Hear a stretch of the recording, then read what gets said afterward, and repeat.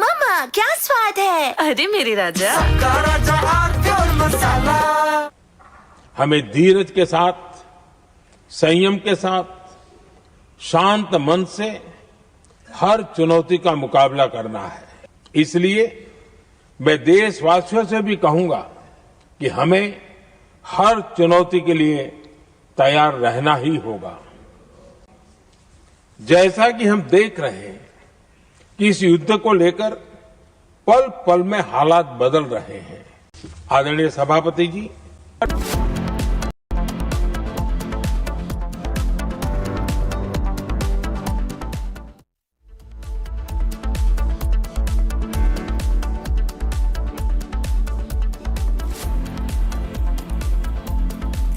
Hello and a very warm welcome. Good morning. You're watching the news with me, Nayan. Before we delve into the headlines, today the Prime Minister is going to be inaugurating the Noida International Airport in Zevar, Uttar Pradesh. This is going to be an airport with an initial phase 1 investment of 11,200 crore rupees. But before we delve into more of that, let's get straight into the headlines. Police have arrested former Prime Minister KP Sharma Oli, who is the ex-Prime Minister for Nepal, and the Nepali Congress leader. He also, along with him, the former Home Minister Ramesh Lekhak has been linked to the alleged suppression of the September GenZ protests. Reports suggest Washington rules out Islamabad mediation meet on security grounds. US deployment and deploys some uncrewed drone speedboats for the very first time in the war with Iran.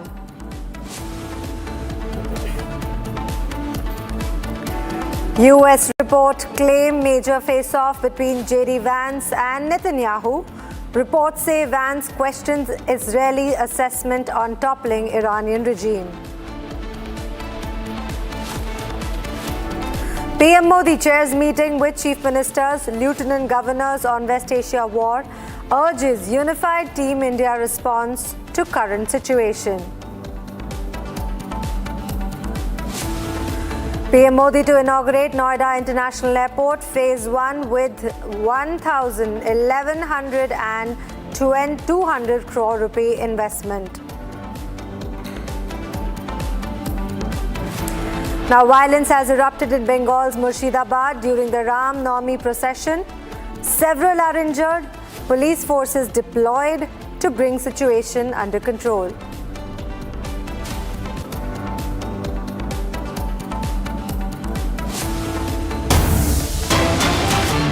All right, viewers, we have a big breaking news where the International Atomic Energy Agency, or the IAEA agency, says that it has been informed by Iran of a new strike in the area of Bushehr nuclear power plant. This is the third such incident in 10 days. The IAEA says that there was no damage to operating reactor nor any radiation release that has been reported, or the condition of the plant is actually normal, Iran says, but it again expresses its deep concern about the reports of the military activity in the vicinity of the nuclear power plant. It says it could cause major radiological incidents if the reactors were to be damaged. Now, DG Grossi reiterates the call for maximum military restraint to avoid the risk of a nuclear accident. These are the reports that are coming in from Iran. The IAEA has confirmed that Iran's nuclear reactor has so far not been damaged, and this reactor is in the Bushehr Sheher. And right now, no damages have taken place, but utmost precaution and safety measures are to be taken or should be taken in order to avoid any kind of nuclear reaction to be taking place. Breaking news coming in. A short while ago, the Israeli Air Forces acting on IDF intelligence, struck the heavy water plant in Arak, which is in the central of Iran.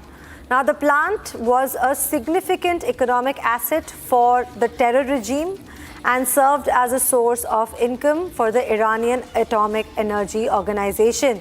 Now, generating tens of millions of dollars for the regime each year, this water plant has been disrupted, and despite explicit international commitments, foremost among them the nuclear agreement, the Iranian terror regime has systematically avoided converting the reactor so that it would not be able to produce any weapon-grade plutonium, and even deliberately ordered that the conversion is not to be completed. Now, this plant was struck during the operation, this water plant was struck during Operation Rising Lion, and then repeated reconstruction attempts by the Iranian regime have been identified. Therefore, the IDF has now struck the facility once again.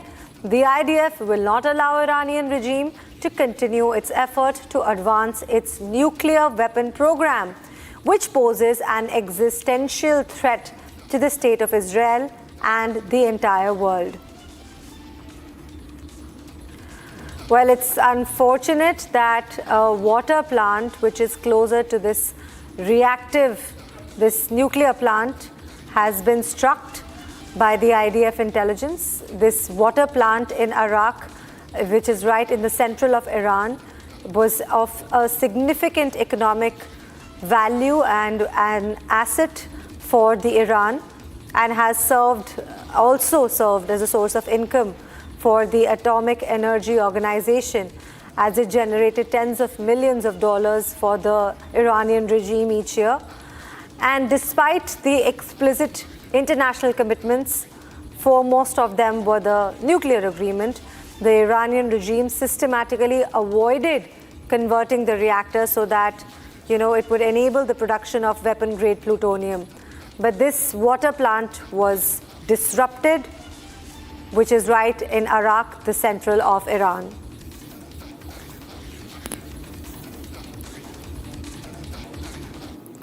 Now, Yemen's Houthi movement warned Friday it would join the Middle East war if US-Israel attacks continue to hit its ally Iran, or if more countries join the conflict. The Houthi have in the past attacked shipping in the Red Sea in response to regional conflicts, but so far have not intervened in the latest month-old war. We affirm, this is the Houthi affirming, that our fingers are on the trigger for direct military intervention. The group said in a statement warning that it would act if another nation joined the US-Israeli fight, or if the Red Sea was used for hostile operations. All of this is coming in by the Houthis, and this warning that has been given by them on Friday is that if the Middle East joins the war of the US-Israeli attacks and continues to hit Iran, which is Houthis' ally, then the Houthis in the past have also, since they have also in the past shipped in the Red Sea as a response to regional conflicts, they are so far again willing to intervene and affirm that their fingers are on the trigger button for any direct military interventions. This is the confidence of the Yemen, and it's a caution for Iran, a caution for other the Yemen movements to threaten to join the war in case the US-Israel war further escalates.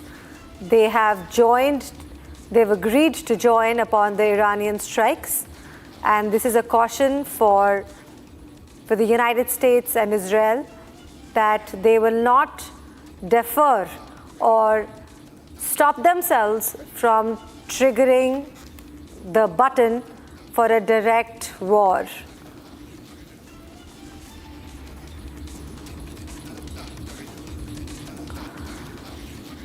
Now, today marks the 28th day of the war, and the violence is spreading across the region. The southern Lebanon, fresh Israeli airstrikes have hit civilian areas, causing casualties and raising fear of further escalation. Here's the report.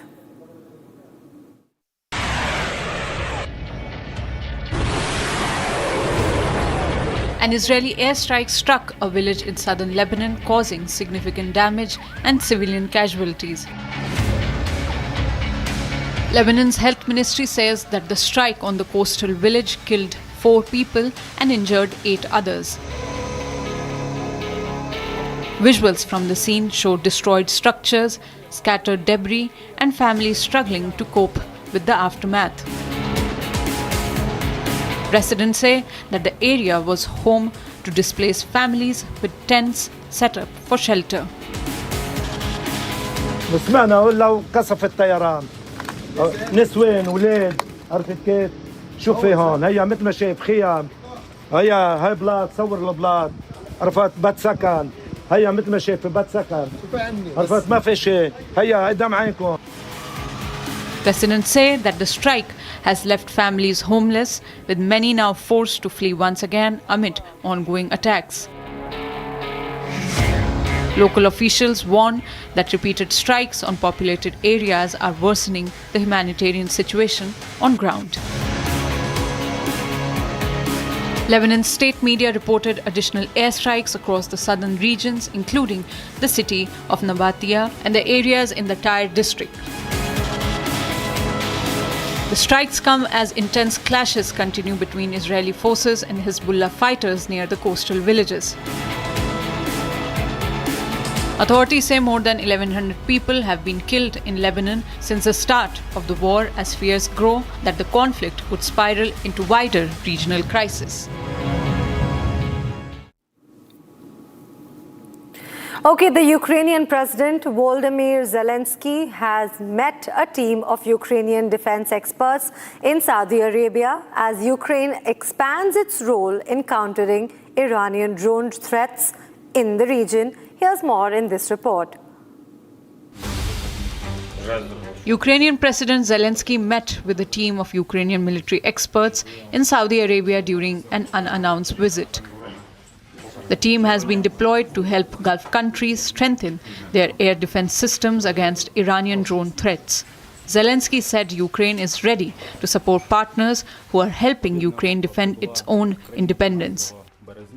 According to officials, Ukrainian teams include air defense specialists and security experts working closely with the local authorities. Their role is to assess vulnerabilities and develop strategies to improve protection against aerial attacks. Ukraine says it is currently assisting multiple countries in the Middle East and Gulf region in countering drone threats.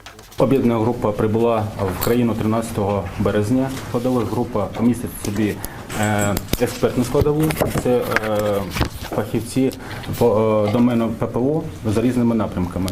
І друга складова – це практична складова, тактична група зі складу Служби безпеки України. Officials say that the cooperation is both technical and strategic, focusing on long-term defense planning and rapid response capabilities. The meeting highlights Ukraine's growing global defense partnerships as the war reshapes security cooperations far beyond its borders.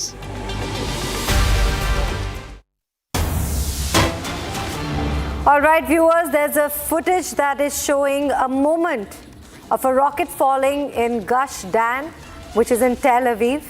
Severe damage to buildings, streets and cars in several locations in Tel Aviv due to the fall of a rocket shrapnel. Now this is in Tel Aviv, which is the capital of Israel. Right in the heart of the city, a rocket shrapnel falls, and it has been caught in the moment of this falling rocket in Gush Dan, which is in Tel Aviv, and it has caused severe damage not just to the buildings but also on the streets and the cars in several occasions and locations of Tel Aviv. Right now what you see on screen is the fall of a rocket shrapnel that struck the city of Tel Aviv. This is the moment when the rocket is falling in Gush Dan. And imagine this is happening right at the heart of a city where civilians and locals live. The war has escalated and now affecting civilians and locals in the area. And this is day 28 of the war between West Asia and the US.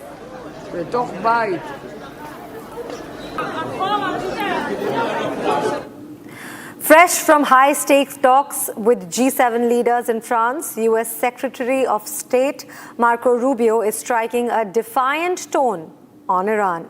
He insisted that Russia's support to Iran isn't slowing Washington's military push and says US objectives are already ahead of schedule. Now, without deploying ground troops, more of this in this report. Fresh from high-stakes talks with G7 leaders in France, US Secretary of State Marco Rubio strikes a defiant tone, insisting Russia's backing of Iran is not slowing down Washington's military push.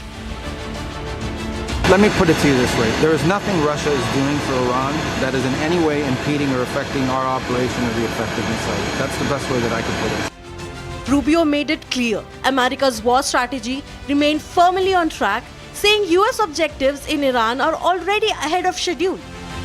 We're going to destroy their factories that make missiles and rockets and drones.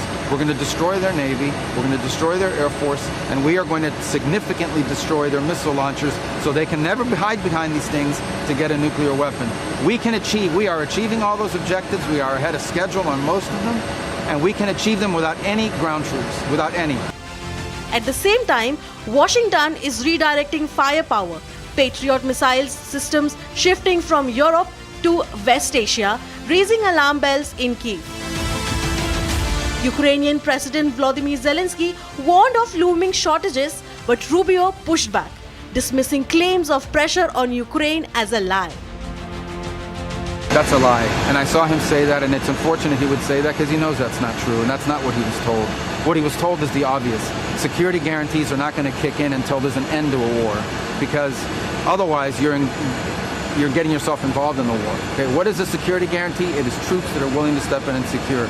If you put that in place now, that means you're injecting yourself in the war. What he was told very clearly, and he should have understood it, is that the security guarantees come only after there is an end to the war. But that was not attached to unless he gives up territory. Meanwhile, a bigger global flashpoint looms. The Strait of Hormuz, a vital oil lifeline, now at risk. Rubio warned any move by Iran to choke or tax this critical route would be dangerous to the world, triggering economic shockwaves far beyond the battlefield.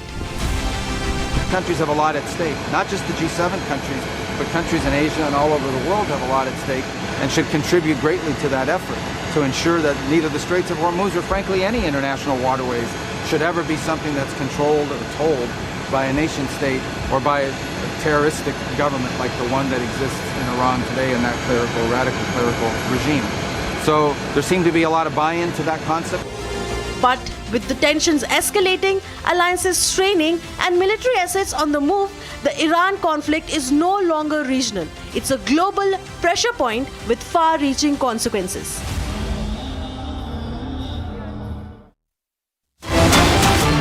Viewers, another breaking news where 12 US troops wounded in Iran's strike on base in Saudi Arabia. These 12 US troops were wounded. 2 of them are seriously ill, and all of this happened in an Iranian military strike on the Prince Sultan Air Base in Saudi Arabia.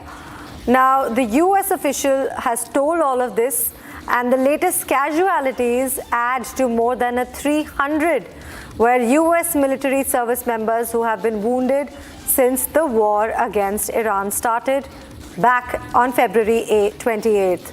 Now, earlier on Friday, the US military said 273 of them had already returned to duty. 13 US troops have been killed in the conflict so far. All of this that has been coming in as a breaking news, where 12 US troops were wounded, 2 of them were serious, and about 13 have been killed ever since the war has started. Now, all of this has also taken place in an Iranian military strike on the Prince Sultan Air Base in Saudi Arabia. This is what the US officials have told.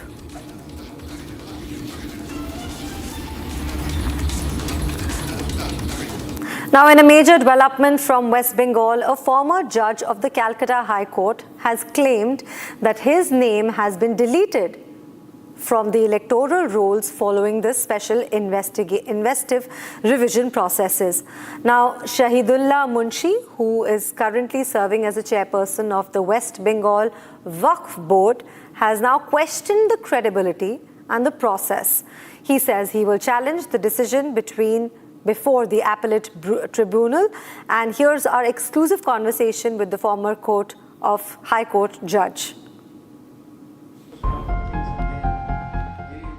Former Calcutta High Court Judge Shahidullah Munshi has claimed that his name has been removed from the electoral list after the adjudication process carried out in West Bengal.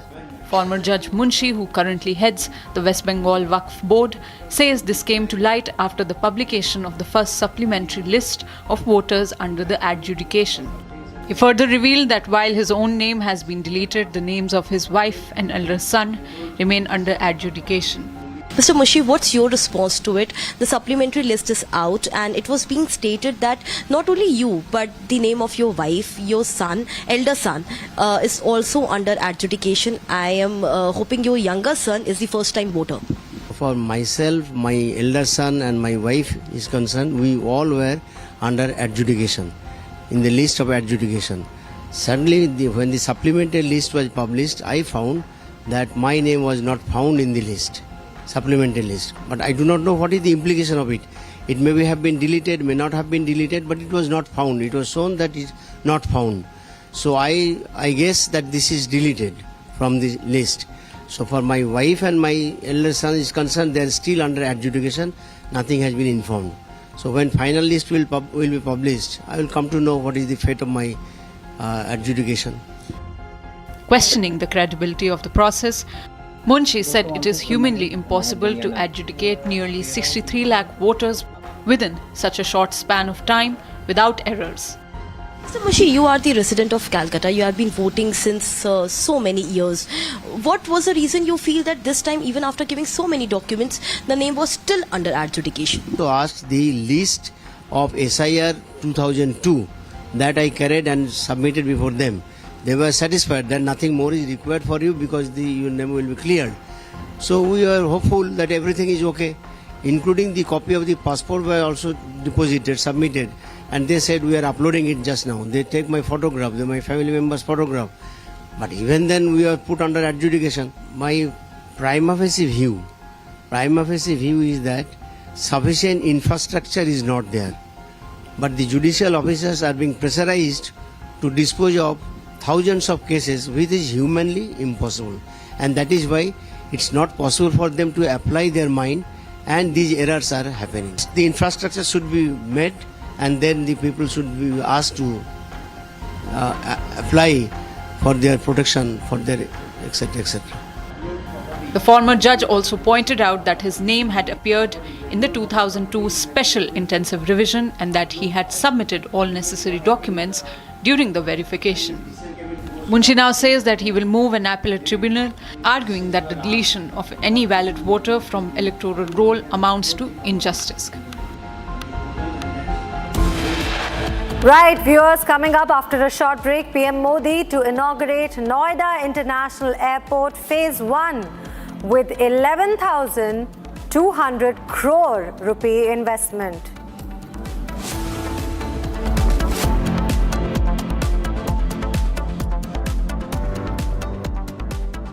चमकी चाट से क्या बना है? Sandwich, लस्सी और छाछ हर घूंट में चमकी चाट। अब बताओ, स्वाद आया? असली स्वाद सिर्फ चमकी चाट।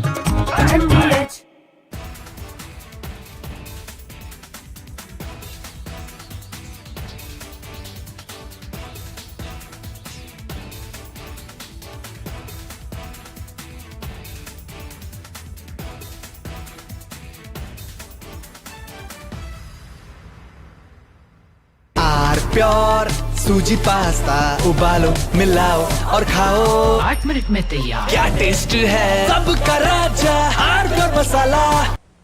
हमें धीरज के साथ, संयम के साथ, शांत मन से हर चुनौती का मुकाबला करना है। इसलिए मैं देशवासियों से भी कहूंगा कि हमें हर चुनौती के लिए तैयार रहना ही होगा।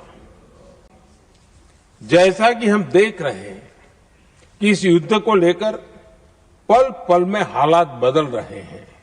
आदरणीय सभापति जी, ये संकट अलग प्रकार का है और इसके समाधान भी अलग प्रकार से ही तय किए जा रहे हैं। हमें धीरज के साथ, संयम के साथ, शांत मन से हर चुनौती का मुकाबला करना है।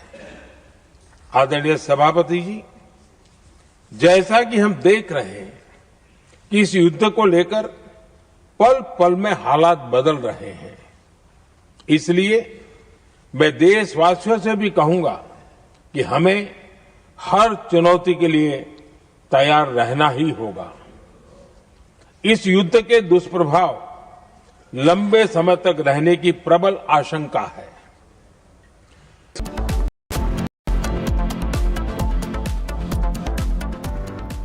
Powered by Century Ply Club Prime. रहो बेफिक्र। प्यास बुझाए ठंडक लाए सबको भाए जीरा सिप MTH का जलजीरा जीरा सिप। जीरा सिप, असली रिफ्रेशिंग, असली स्वाद, असली मजा। MTH केसरिया से मन जोगी हुआ रे दिल झूमे देखो मतवारा हुआ रे केसरिया से मन जोगी हुआ। हर पल मनाओ केसरी त्योहार। विमल, बोलो जुबान केसरी। थोड़े में ज्यादा स्वाद यही तो है इसकी खास बात। वाओ मामा, क्या स्वाद है। अरे मेरे राजा, सबका राजा और मसाला। हमें धीरज के साथ, संयम के साथ, शांत मन से हर चुनौती का मुकाबला करना है। इसलिए मैं देशवासियों से भी कहूंगा कि हमें हर चुनौती के लिए तैयार रहना ही होगा। जैसा कि हम देख रहे हैं कि इस युद्ध को लेकर पल पल में हालात बदल रहे हैं। आदरणीय सभापति जी, ये संकट अलग प्रकार का है और इसके समाधान भी अलग प्रकार से ही तय किए जा रहे हैं। हमें धीरज के साथ, संयम के साथ, शांत मन से हर चुनौती का मुकाबला करना है। आदरणीय सभापति जी, जैसा कि हम देख रहे हैं कि इस युद्ध को लेकर पल पल में हालात बदल रहे हैं। इसलिए मैं देशवासियों से भी कहूंगा कि हमें हर चुनौती के लिए तैयार रहना ही होगा। इस युद्ध के दुष्प्रभाव लंबे समय तक रहने की प्रबल आशंका है। लेकिन मैं देशवासियों को भरोसा देता हूं, सरकार सतर्क है, तत्पर है। From Asia's largest news headquarters, setting the agenda for Bharat.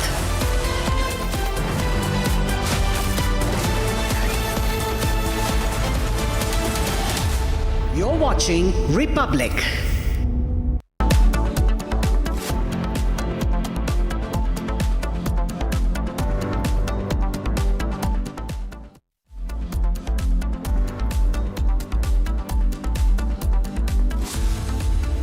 Good morning viewers, you're watching Republic TV with me Hina Sharma, and today is a big day for Delhi NCR as India in fact is going to get its second international airport in Delhi NCR after IGI International Airport, which is going to boost the regional and international connectivity in the region. We get you this and all the latest, but first let's take a look at the headlines. Police have arrested former Prime Minister KP Sharma Oli and Nepali Congress leader and former Home Minister Ramesh Lekhak case linked to the alleged suppression of the September GenZ protests. Former Nepali Prime Minister KP Sharma Oli's party CPN-UML has called for an emergency secretariat meet after he was taken into custody from his residence in Gundu, Bhaktapur by Nepali police. Reports suggest Washington rules out Islamabad mediation meet on security grounds. US deploys uncrewed drone speedboats for the first time in war with Iran. US report claims major face-off between JD Vance and Netanyahu. Reports say JD Vance questioned Israeli assessment on toppling the Iranian regime. Prime Minister Modi chairs meeting with Chief Ministers, Lieutenant Governors on West Asia war, urges unified Team India response to current situation.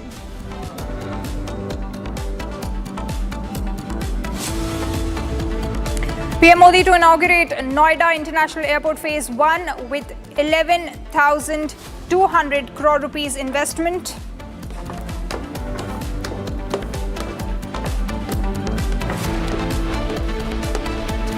Violence erupts in West Bengal's Murshidabad during Ram Navami procession. Several injured. Police forces deployed to bring situation under control.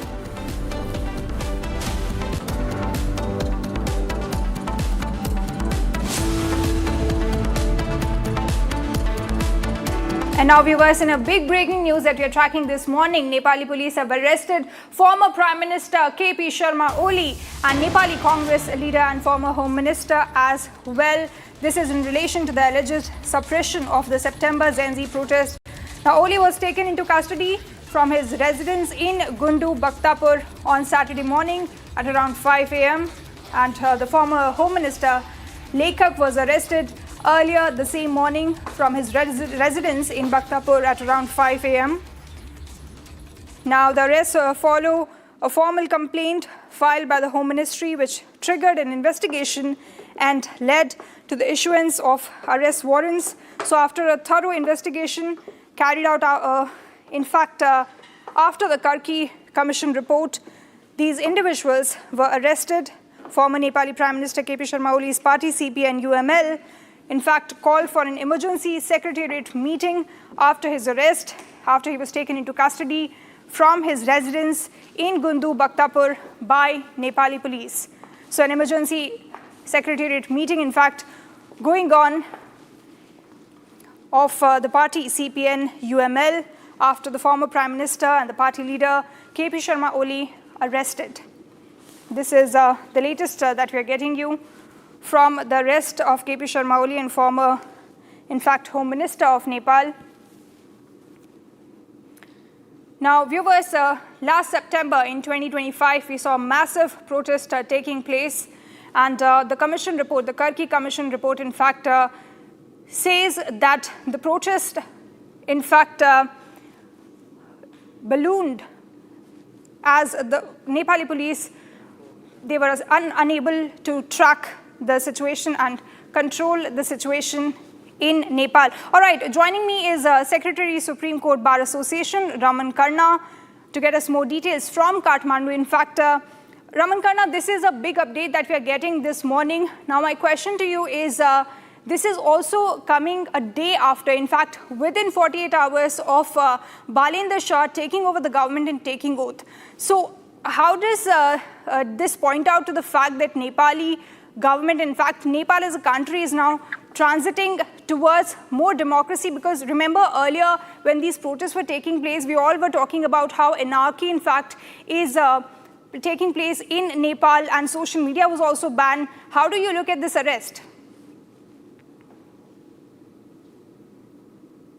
Yeah, it is very unfortunate considering the fact that the government has got the massive majority. It's a massive government is having a massive majority on first day of its taking oath, has taken these steps. In fact, it would have been better that the government should have given the report of Karki Ayog Commission to the authorities like Nepal police and others to look into it and process, what are the procedures prescribed by the law. Instead of that, the Home Minister himself was there in the residence of the police chief, and he is pressurizing the police. So, being the secretary of Supreme Court Bar Association, we can say that it is not good for the country. It is not good for the the promise which the government has given to the people that it will look after the good governance. But the things is getting. I can say that it is going in the wrong way. So it will be very difficult for the country to face now.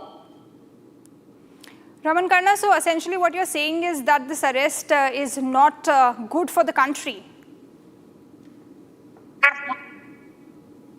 Yes, it is not good for the good estate. Why do you say that, Raman Karna? Because we have the commission report which clearly points out that even though the former Prime Minister KP Sharma Oli did not directly give the order to shoot out at these individuals who were killed during these protests, it still says that the authorities' approach was lackadaisical. In fact, they did not act during these protests, and that led to the killing of dozens of individuals, including 19 youth.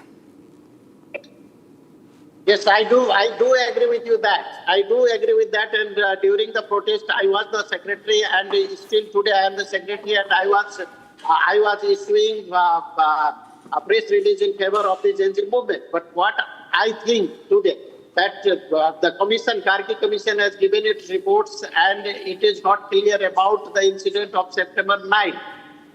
And the government, many of the MPs will be. It seems that many of the MPs are there in the September 9 reports. So I think it will lead to a chaos in the country. So government should have taken some patience. The government should have taken some patience and should have given it to the authorities for the taking time, instead of doing this in hasty situation. Raman Karna, would like to understand from you, why do you say that this report, in fact, is not valid and does not investigate fully, even when we have testimonies and evidences, in fact, testimonies of, in fact, security officials as well included in the Karki Commission report? Yes, I am not saying that they have not done the investigation properly, because whatever investigation report has been given to the government, they should have studied it first before going for the execution of it. Now, my concern is, even if government has taken actions against former Prime Minister and Home Ministers, but what will the ministry cabinet decision itself is saying that they will further study in relation to the security forces, involvement of security forces. So, if you are executing the Karki Commission, then you should have executed in full form. Why partially? So it is showing that government is not in good. Government intention is not good. They just want to give a people. They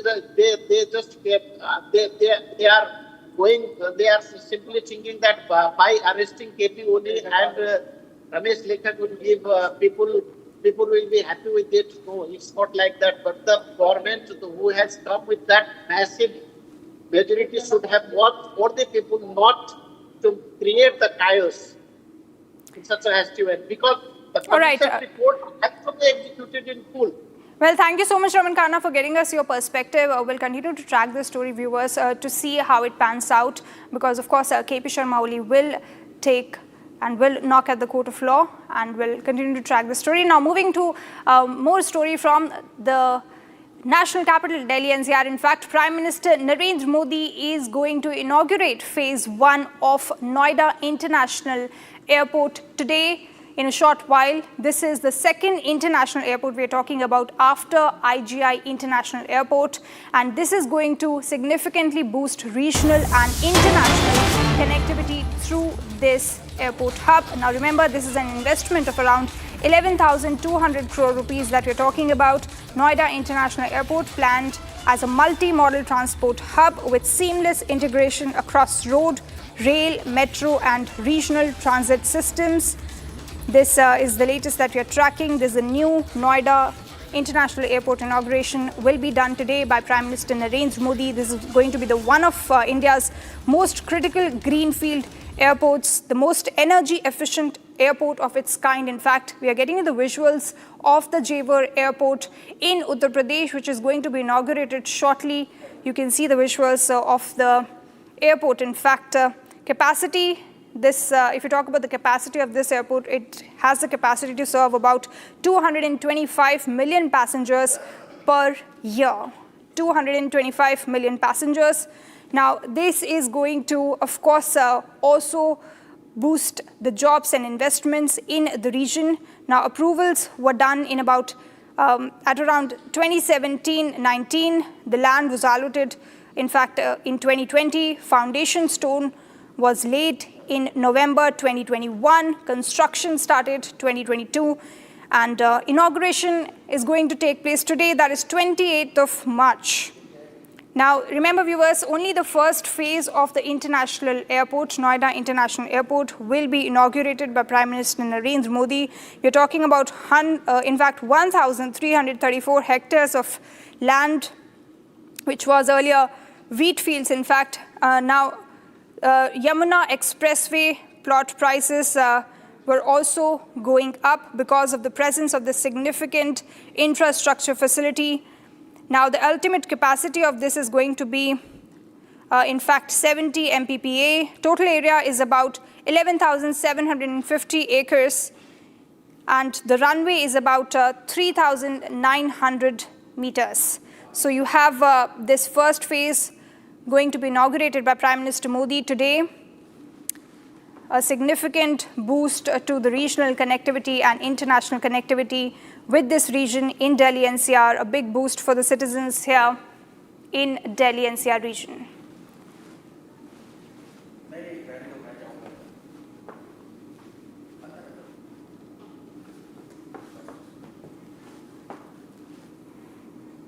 And so viewers, Prime Minister Narendra Modi will inaugurate phase 1 of the Noida International Airport in Jewar in Uttar Pradesh today. This will add a major new significant aviation hub to the national capital region. We have a full report. Take a look.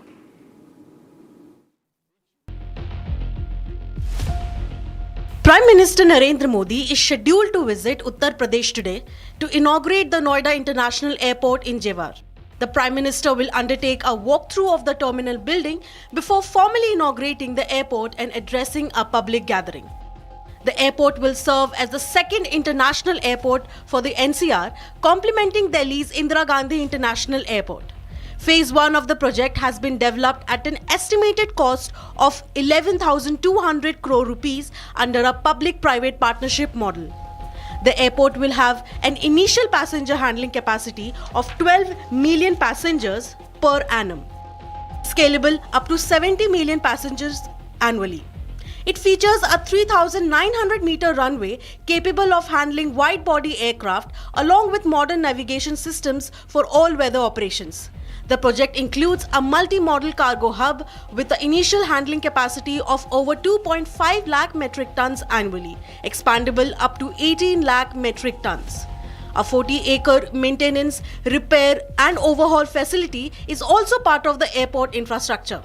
Located along the Yamuna Expressway, the airport is designed as a multi-modal transport hub with connectivity through road, rail and metro networks. So viewers, Jewar International Airport in Uttar Pradesh is going to be inaugurated by Prime Minister Modi at noon. I have with me our senior executive editor, Abhishek Kapoor, joining us to get us more detail. Abhishek, it's going to be a significant boost as far as connectivity is concerned for the citizens in this region, Delhi NCR. Well, yes, absolutely. It's going to be a big, connectivity node for this geography, this part of Uttar Pradesh. But, it always goes beyond connectivity because connectivity brings an economic churn and economic upswing. And that's what we're going to see. Noida International Airport, Delhi NCR, second international airport. As of now, if you look at it, the IGI handles about 11 to 1300 flights a day. And we are told that to begin with, Noida International Airport is going to start with 100, 120 air flights a day and gradually scale it up to about half the traffic of the IGI. And that means, one, decongestion for IGI, and two, massive boost for economic activity in this part of Delhi NCR. So, for example, if you look at those people who live in, districts like Agra, Aligarh, Mathura, Balen Shah, and Muradabad, and, essentially Western Uttar Pradesh, for them to be traveling to any part of India, they would have to travel for 4 hours to IGI, and then, they will have to plan in advance. They will have to travel. Keep that in mind that they would, at the airport, they would need an hour and a half, 5.5 hour of travel time extra. Now they can just, from Agra, someone can reach this Jewar Airport in about 2 hours time and take a flight. So that's one. Second kind of boost it's going to give to economic and business activity in the region because of the connectivity. And it's been organically planned. So Noida Airport is not just an airport coming out of nowhere. It's a multimodal transport hub. That's one, because it's going to have a tremendous amount of cargo attachment to it, which is beginning at about 2.5 lakh tons and metric tons, and we're going to go up to 18 lakh metric tons.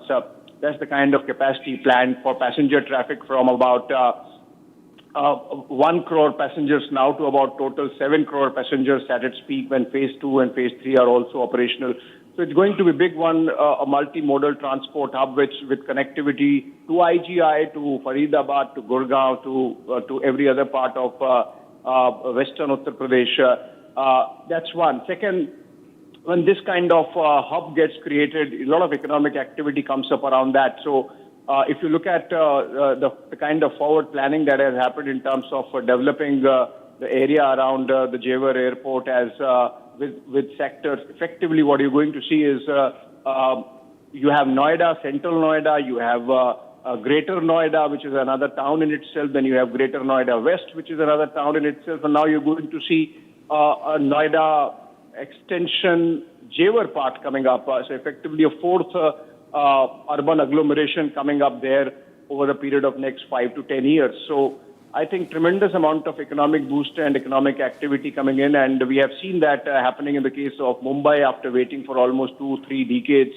Mumbai got a second airport to take congestion off the Santa Cruz Airport, and now you have in Delhi also IGI's traffic congestion being handled.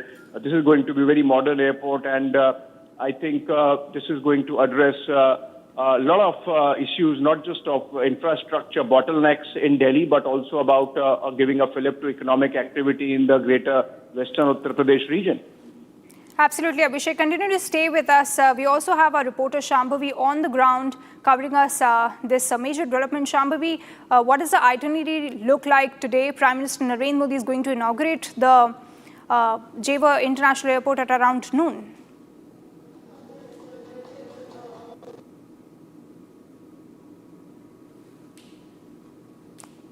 All right, seems like we lost the frame there. But Abhishek, would like to come back to you. This is a multi-modal transport hub that we're talking about, which also connects a lot of regional transit systems. And it is also very eco-friendly. One of the greenfield projects, in fact, one of the key greenfield projects.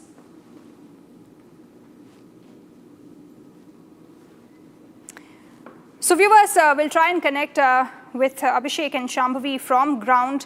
But this is a big boost to the regional and international connectivity. Remember, this is not only going to connect the passengers in the region, but will also help connecting the cargo. So it will also help in logistics, as far as logistics is concerned.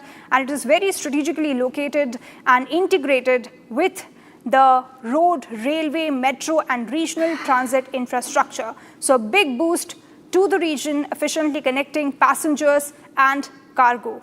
So this is going to be inaugurated by Prime Minister Modi today at noon. It's a gift to the people in the region, and it will significantly also help in boosting jobs and employment. So Noida's Jewar International Airport. It's located on the key Yamuna Expressway that connects Delhi to major Uttar Pradesh cities. It's pegged as a seamless integration across road, rail, metro and regional transit systems, strategically located at the Yamuna Expressway. So viewers, this is a project that's in fact worth more than 11,000 crore rupees, going to be inaugurated today by Prime Minister Narendra Modi. It is also going to decongest the roads nearby this airport, as it is closely integrated with multiple transit systems, road, rail, metro. These are the visuals that we are getting you, live visuals from Jewar Airport. Our reporter also on ground covering this big development. Prime Minister Narendra Modi going to be inaugurating this greenfield project, in fact, one of the key greenfield projects in a short while from now. And in fact, Prime Minister Modi also tweeted about it earlier, saying that it's a day of immense importance for the people of Uttar Pradesh and the people of Delhi NCR.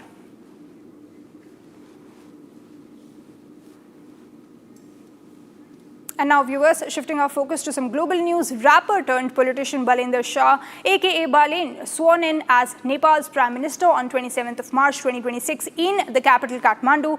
Now the 35-year-old former Kathmandu mayor leads the Rashtriya Swatantra Party RSP after GenZ protest toppled the Communist Party amid corruption and job crisis. Now Nepal's youth quake.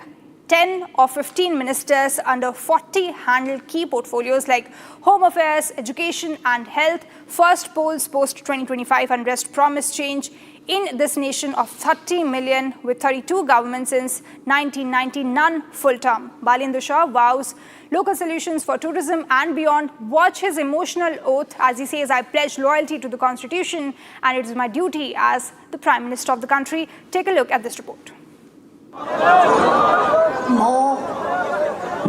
Balendra Shah, नेपालको सार्वभौम सत्ता र राजकीय सत्ता नेपालको सार्वभौम सत्ता र राजकीय सत्ता नेपाली जनतामा निहित रहेको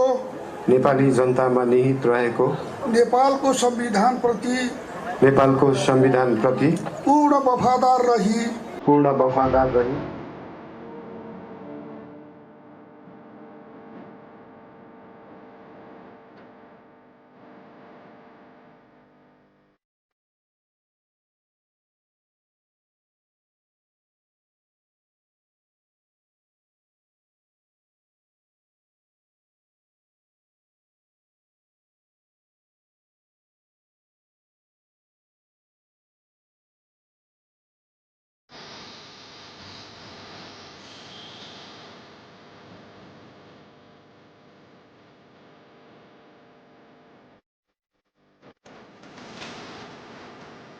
लगभग 7-8 हजार किलोमिटर हिँड्यो होला देश बुझ्न लागि सबै लगभग 45-50 वटा जिल्ला घुमियो होला त्यो जिल्लाहरू घुम्ने जाँदाखेरि के महसुस भयो भन्दाखेरि लगभग देशभरिका समस्याहरू देशभरिका कुराहरू उस्तै रहेछन् कृषिको समस्याहरू पर्यटन क्षेत्रमा भएका समस्याहरू देखियो तर एउटा गुड न्यूज पनि छ त्यहाँ गुड न्यूज के हो भन्दाखेरि एउटा जिल्लामा समस्या छ भने त्यसको समाधान अर्को जिल्ला देशभित्रै रहेछ त्यो समाधान मिलाउने पार्टी बन्न चाहन्छ राष्ट्रिय स्वतन्त्र पार्टी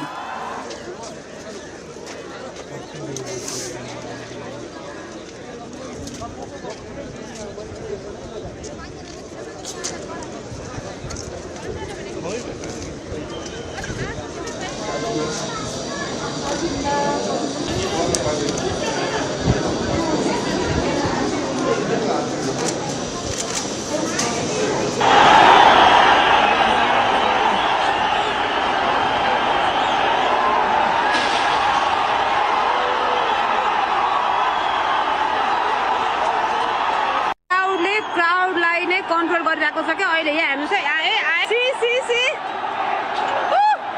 आए एग्रेसिभ त जानै पर्छ आजको क्राउड मलाई त त्यस्तो लाग्छ के दसजना सक्ने आजको क्राउड त एग्रेसिभमा जानै पर्छ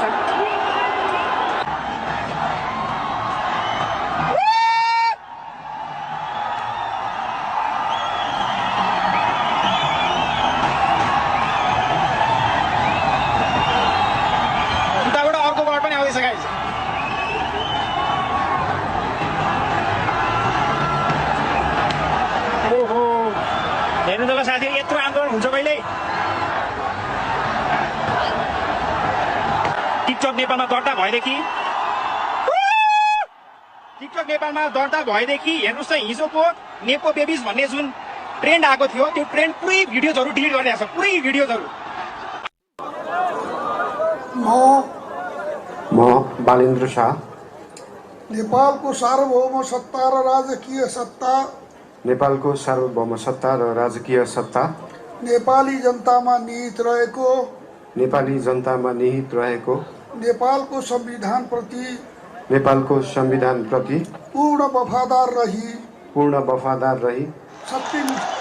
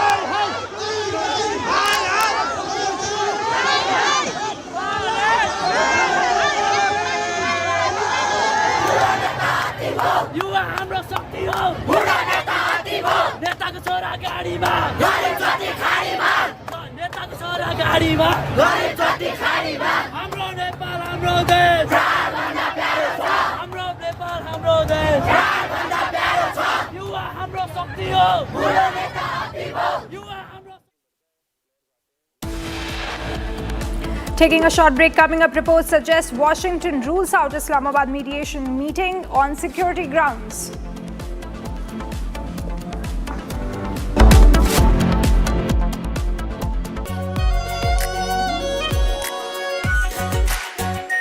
Our pure Shahi Paneer Masala. Delicious, healthy, every day.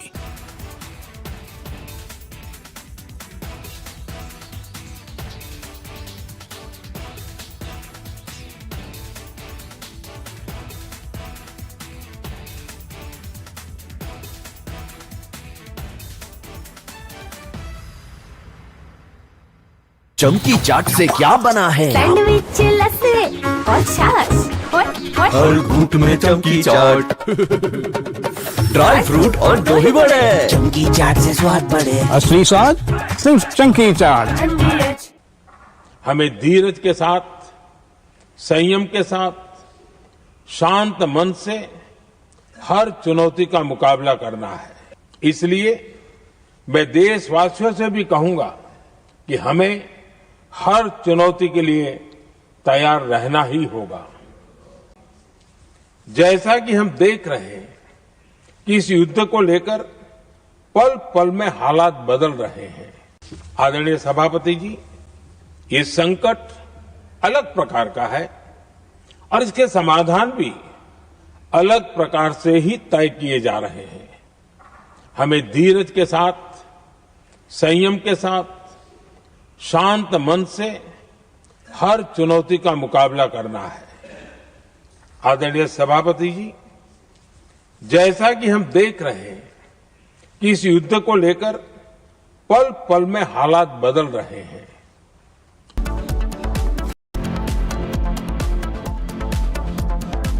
Are pure सूजी पास्ता उबालो, मिलाओ और खाओ 8 मिनट में तैयार। क्या टेस्ट है सबका राजा आर प्योर मसाला। केसरिया से मन जोगी हुआ रे, दिल झूमे देखो मतवारा हुआ रे। केसरिया से मन जोगी हुआ। हर पल मनाओ केसरी त्योहार। विमल, बोलो जुबान केसरी। चमकी चाट से क्या बना है? आलू चाट या फ्रूट चाट, स्वाद बढ़ाए चमकी चाट। क्या बात है, स्वादिष्ट पकोड़े और फरसान, अरे चमकी चाट है इसकी जान। असली स्वाद सिर्फ चमकी चाट। हमें धीरज के साथ, संयम के साथ, शांत मन से हर चुनौती का मुकाबला करना है। इसलिए मैं देशवासियों से भी कहूंगा कि हमें हर चुनौती के लिए तैयार रहना ही होगा। जैसा कि हम देख रहे हैं कि इस युद्ध को लेकर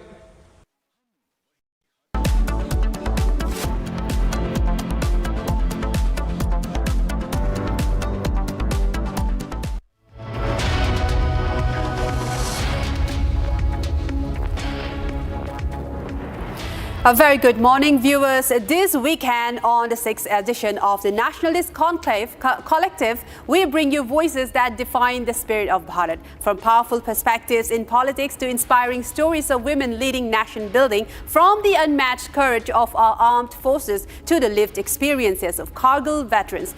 This is a celebration of nationalism, sacrifice and the idea of India that unites us all. Don't miss these powerful conversations that echo the heartbeat of the nation. Watch the 6th edition of the Nationalist Collective this weekend only on Republic TV.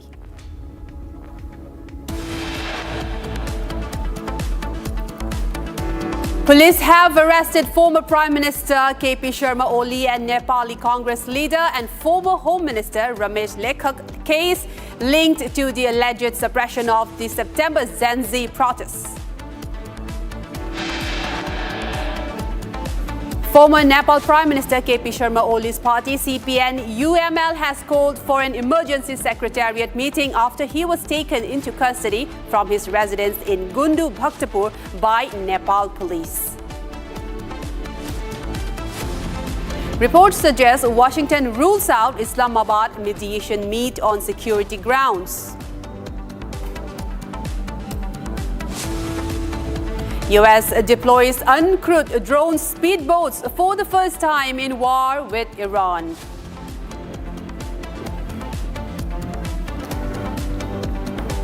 US report claims major face-off between J.D. Vance and Netanyahu. Reports say Vance questioned Israeli assessment on toppling Iranian regime.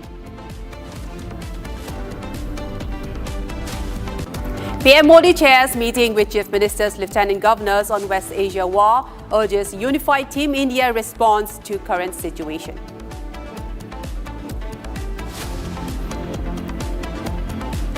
PM Modi to inaugurate Noida International Airport Phase 1 with Rs 11,200 crore investment.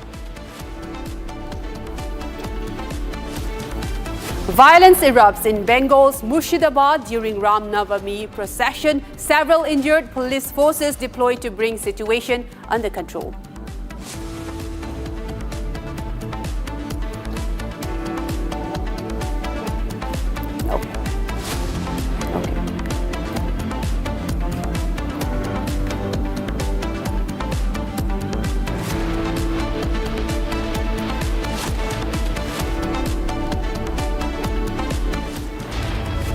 All right, viewers, we have a big breaking coming in from Israel. The Israeli military said early on Saturday it had identified a launch of a missile from Yemen. The first time a missile has been launched from Yemen since a war erupted in Iran. The launch comes hours after Iran-aligned Houthis said on Friday they were prepared to act if what the group called an escalation against Iran and the axis of resistance continued, but did not say what form of any intervention would take place. And now the Houthis' entry into the war raises the prospects of a broader regional confrontation, particularly given the Houthis' ability to strike targets far beyond Yemen and disrupt shipping lanes around the Arabian Peninsula and the Red Sea, which they also had said that drone in support of Hamas in Gaza in October 7, 2023. Now, this is a big update coming in from Iran. From the war in Iran, saying that now that Yemen have in fact entered into the war. In fact, just a few days ago, they have also warned that if the escalations with the US and Israeli alliance continue to strike Iran, that they will now also enter into the war, saying that if the Red Sea is used as any form to escalate the situation, then they will be entering the war. And the first missile from Yemen has now been identified from Israel.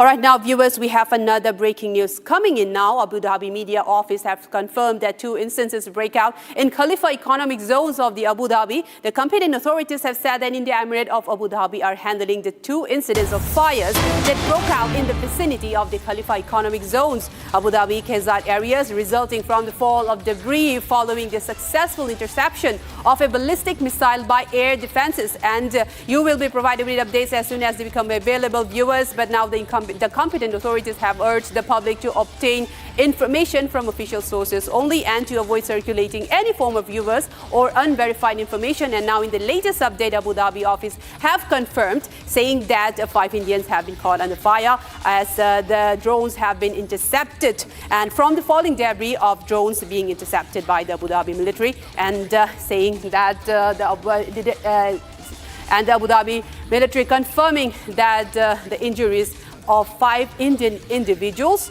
were confirmed as debris falling from a missile that was intercepted by Abu Dhabi. And this is coming in as a big breaking that there were 2 instances across the Khalifa economic zones where fire broke out and drones were intercepted, and falling debris in fact injured 5 Indian nationals over the region. And this happened in the Khalifa economic zone, and you can see fires still ablaze in that area in the region, in the offshore region of the Khalifa economic zone, and confirming that 5 Indians have in fact been injured.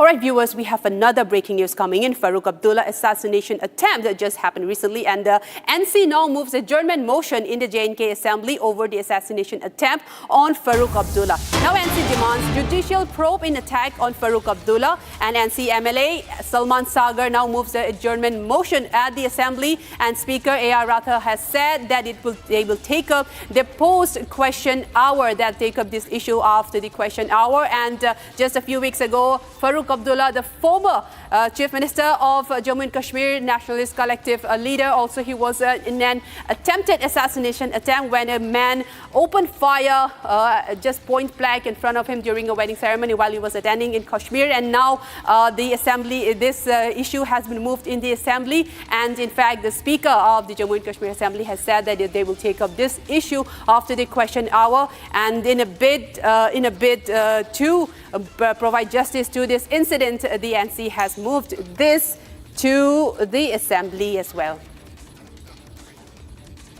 All right, now we are joined by Simran, our reporter on the ground, to get all the latest in this particular issue that's developing. So Simran, that this is a big developing as the assassination attempt on Farooq Abdullah is now being moved in the Assembly of the Jammu and Kashmir Assembly as well. So what's the latest that you're picking up at this moment?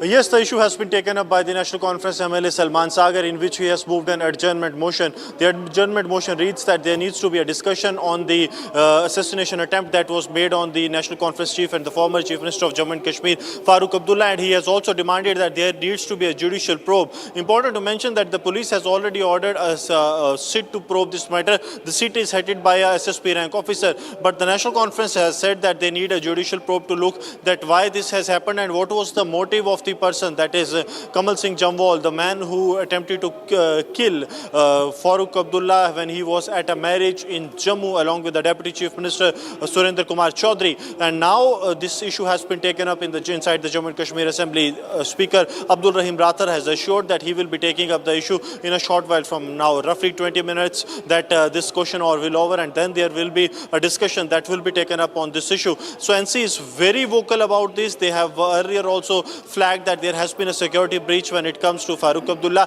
and now they want a judicial probe to take place so that the facts can come out, that what was the motive of this person, Kamal Singh Jamwal, when he fired at the Farooq Abdullah. Now JNK Assembly is expected to discuss this event, that is the assassination attempt that has taken over. The police has already arrested a couple of minutes after the attack. The assassin Kamal Singh Jamwal was arrested. He was presented before court. 2 times the police has taken his custody. He has not spilled much. He said that it was a 20-year-old rivalry that he was carrying in his mind, and that was why he was planning to kill Farooq Abdullah. That day he got a chance when Farooq Abdullah came to his nephew's marriage, and now the National Conference wants this issue to be taken up so that there is a judicial probe and there is no such incident that is being repeated, because that was for no doubt a major security breach, but a SIT headed by SSP rank, for who they will fix the responsibility, that is something under question for the National Conference, and that's why they have moved to the J&K Assembly an adjournment motion by Salman Sagar, and have now demanded the judicial probe and the discussion to take place.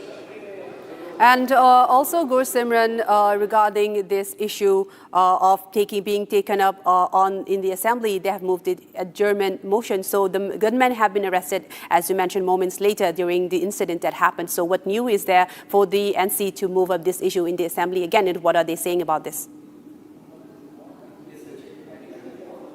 See, one thing is very clear, that the police has formed a sit, and sit is headed by SSP rank officer. That means the responsibility that will be fixed will be of the officials below the SSP rank. That is not going to go upscale. So that is what the NC is saying, that this sit is not going to actually meet the standards they are looking for, because there has been a security breach, and it is not something that is a standalone incident, because you remember that back-to-back letters that the Deputy Chief Minister has also written with regards to his security protocol also. Even he has written to the Joint Secretary of the MHA that his security has not been upgraded to a level that is needed, and even his jammers have been taken on the pretext of repair. So that issue is also there, and now the NC wants this issue to be taken up so that there is a judicial probe and someone's responsibility at a higher level can also be fixed.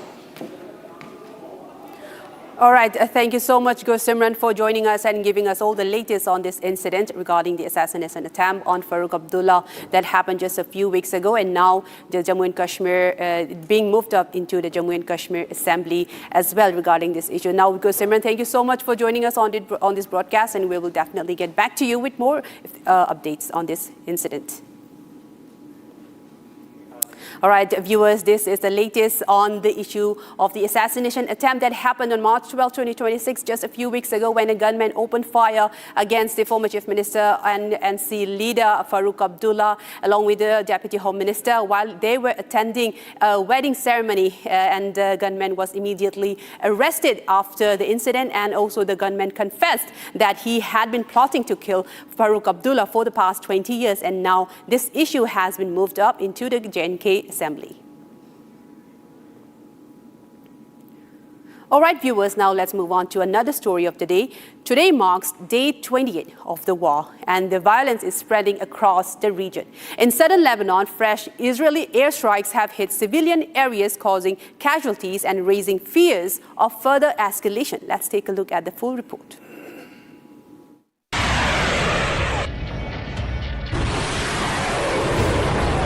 An Israeli airstrike struck a village in southern Lebanon, causing significant damage and civilian casualties. Lebanon's health ministry says that the strike on the coastal village killed 4 people and injured 8 others. Visuals from the scene show destroyed structures, scattered debris, and families struggling to cope with the aftermath. Residents say that the area was home to displaced families with tents set up for shelter. وسمعنا ولو قصف الطيران نسوان ولاد عرفت كيف شوفي هون هي مثل ما شايف خيام هي بلاط صور البلاط عرفت بيت سكن هي مثل ما شايف بيت سكن عرفت ما في شيء هي قدام عينكم. Residents say that the strike has left families homeless, with many now forced to flee once again amid ongoing attacks.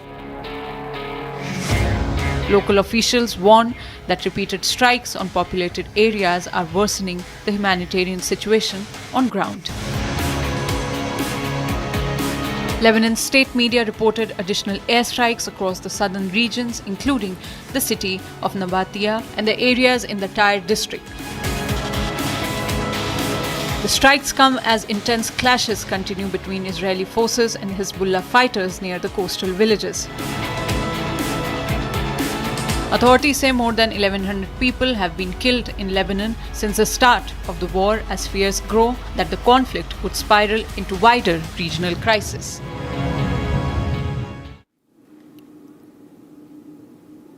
All right, viewers, let's shift focus to another big developing story. Trump's war with Iran has triggered a severe global economic crisis by disrupting energy supplies and blocking the Strait of Hormuz, one of the key global trade routes.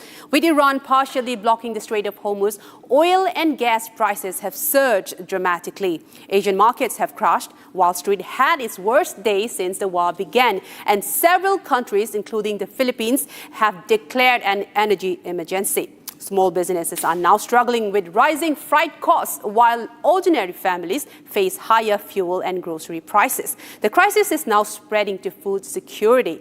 Experts say the longer the war continues, the deeper the global damage will become, affecting everything from energy to food supplies worldwide. Let's take a look at this full report.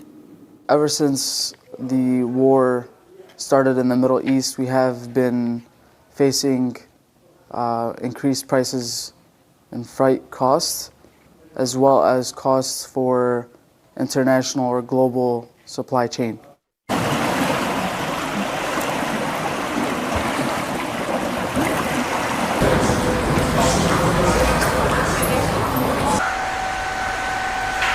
Trump's war with Iran has held businesses on a chokehold. With Iran's block on the Strait of Hormuz, the world is slowly facing a global economic crisis. The war is certainly going to increase oil prices, gas prices, prices of any energy commodities, petroleum. They're used in the delivery of food from farms to the market, to drive trucks and transport the food. They're used to heat and cool the grocery stores, to turn the lights on. All of those factors are going to drive up the cost of food in the grocery stores.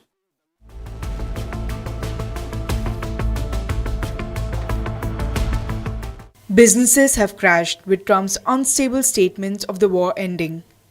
Wall Street suffered its worst day since the war began, as oil prices surged and markets crashed. Wall Street had its worst day since the war began today. The S&P 500 fell about 1.7%. The markets are trying to figure out when the war with Iran is going to wind down, and they're increasingly unable to figure that out. The other thing that happens besides stocks going down, oil prices go up. This causes gas prices, fuel prices for airlines and cruise ships and trucks and everything else to go up. This raises costs for all kinds of goods and services. It raises costs for people filling up their cars at the gas pump, and it's going to cost the White House politically over the long term if it keeps up. Bond yields also go up when the war with Iran looks like it's not going to end. All of these things are bad for the economy, bad for markets overall, and Wall Street doesn't know what's coming next.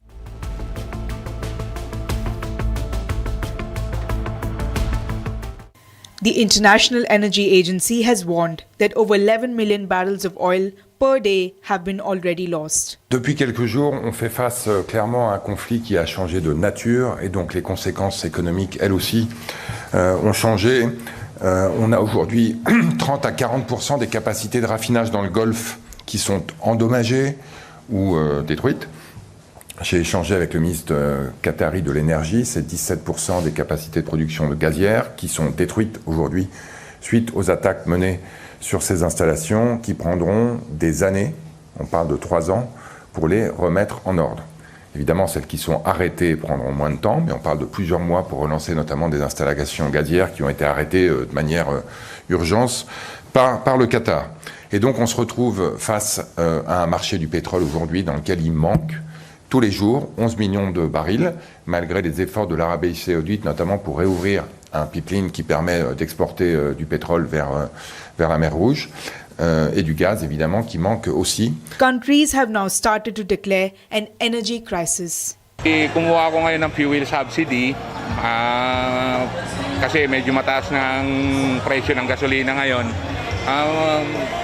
Nakakatulong naman siya kung sa makakatulong, pero hindi sapat kasi sa taas ng gasolina na kinukonsumo ang haba ng oras na binibiyahe namin at sa taas ng presyo ng gasolina, talagang hindi sasapat yung 5,000. Although many countries might be better equipped, Experts claim that a harsher global energy crisis may soon occur if the war does not come to a halt. Every single day the Hormuz Strait is closed, we will still accumulate the impact of losing a significant share of the oil flow, which means that the longer the crisis goes, the deeper the problem will be for each of this government and countries. So until the conflict is resolved, unfortunately, there's really not much of a way out for many countries across the board. I think the Philippine government is trying to send a broader signal that the situation is indeed an emergency to the broader stakeholders, the public and the businesses. The longer the crisis goes, the deeper it will be, and it's quite likely that other countries within the Southeast Asia region could likely follow suit. From small businesses struggling with higher freight costs to families paying more for fuel and groceries, the impact is being felt at every level. Ever since the war started in the Middle East, we have been facing increased prices and freight costs, as well as costs for international or global supply chain. For our franchisees, we do eat the cost because when our franchisees succeed, we also succeed as not only a brand but a company. Iran's war has also impacted the world from the root level. The UN has warned of the worst fertilizer crisis since the Ukraine war. Taraisa nilikuwa napata huko nachukuanga huko Naivasha ya serikali, lakini kama last year nilipata na yani mifuko mingi na hiko inakosekana. Saa hizi hata ukienda hakuna. Yani saa ile inapatikana watu wanakuwa wengi wenye wanataka. Kwa hivyo mnapatiwa tu kidogo ndio mpate nyinyi wote. Lakini last year ilikuwa sawa. Tumeweza kuadhirika juu ya fertilizer. Juu inapada na masiku. Ile bei umechukua nayo leo, ukienda kesho unapata imeenda juu. Mpaka hata customer wetu wengi wanalalamika juu yote yatoka tuna import kutoka nje na hii vita ya Iran imeadhiri sana. Inapada kila wakati mpaka imebidi sasa turudi kwa kutumia organic. Even food prices have been predicted to rise, as the fertilizer crisis would eventually lead to disruptions in crop yields. Now, what are the potential impacts of this input cost? And here is where we need to understand that this translates directly into higher costs for farmers. Fertilizer prices have already risen sharply. Middle East granular urea climbed 19% in the first week of March, reached $590 per ton. Egyptian Orient, for example, spiked 28%. Because the natural gas is a primary element to provide nitrogen fertilizers, this could also lead to a significant increase between 50 to 20% higher in the first half of 2026. So this means that for farmers, they are facing double shock. They have more expensive fertilizers alongside rising fuel costs, which are being used across the value chain to be able to produce the commodity that you eat in the markets around. This also impacts irrigation costs. Even food prices have been predicted to rise as the fertilizer crisis. All right, viewers, let's move on to another story developing. Now, Ukrainian President Volodymyr Zelenskyy has met a team of Ukrainian defense experts in Saudi Arabia as Ukraine expands its role in countering Iranian drone threats in the region. We have all the details. Let's take a look at this report. Ukrainian President Zelenskyy met with a team of Ukrainian military experts in Saudi Arabia during an unannounced visit. The team has been deployed to help Gulf countries strengthen their air defense systems against Iranian drone threats. Zelenskyy said Ukraine is ready to support partners who are helping Ukraine defend its own independence. According to officials, Ukrainian teams include air defense specialists and security experts working closely with the local authorities. Their role is to assess vulnerabilities and develop strategies to improve protection against aerial attacks. Ukraine says it is currently assisting multiple countries in the Middle East and Gulf region in countering drone threats. Об'єднана група прибула в країну 13 березня. Складова група містить в собі експертну складову.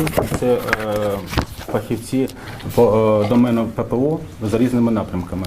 І друга складова – це практична складова, тактична група зі складу Служби безпеки України. Officials said that the cooperation is both technical and strategic, focusing on long-term defense planning and rapid response capabilities. The meeting highlights Ukraine's growing global defense partnerships as the war reshapes security cooperations far beyond its borders.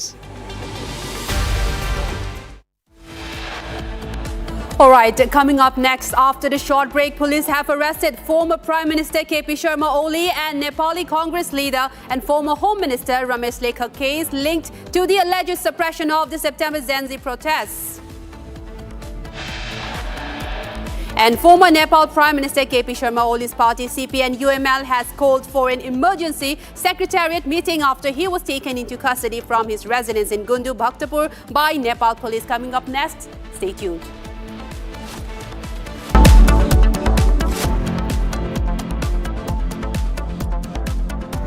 थोड़े में ज्यादा स्वाद यही तो है इसकी खास बात। वाओ मामा क्या स्वाद है। अरे मेरे राजा सबका राजा और मसाला।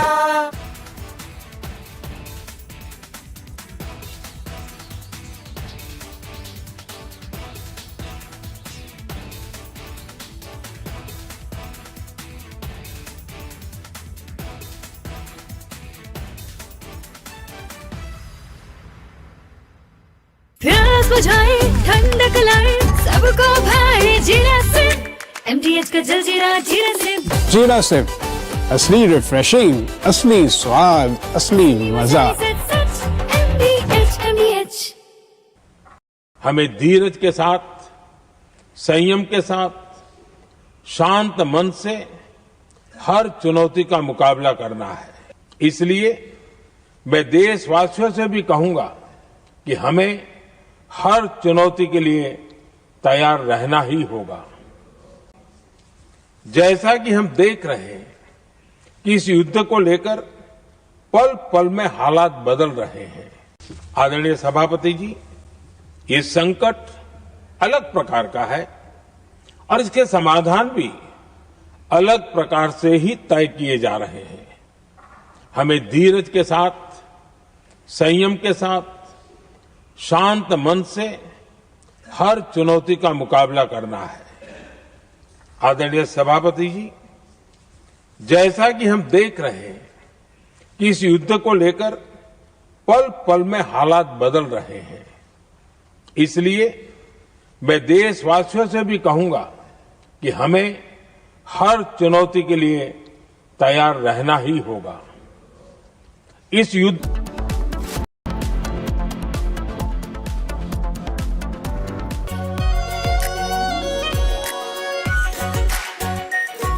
Pure shahi paneer masala, delicious, healthy, everyday.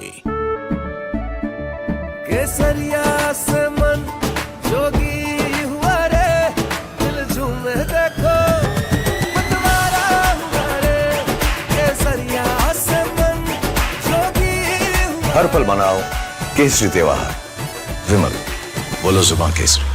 चमकी चाट से क्या बना है? सैंडविच, लस्सी और छाछ। हर घूंट में चमकी चाट। अब बताओ स्वाद आया? आया। असली स्वाद सिर्फ चमकी चाट। धीरज के साथ, संयम के साथ, शांत मन से हर चुनौती का मुकाबला करना है। इसलिए मैं देशवासियों से भी कहूंगा कि हमें हर चुनौती के लिए तैयार रहना ही होगा। जैसा कि हम देख रहे हैं कि इस युद्ध को लेकर पल पल में हालात बदल रहे हैं। आदरणीय सभापति जी, ये संकट अलग प्रकार का है और इसके समाधान भी। Asia's largest news headquarters, setting the agenda for Bharat.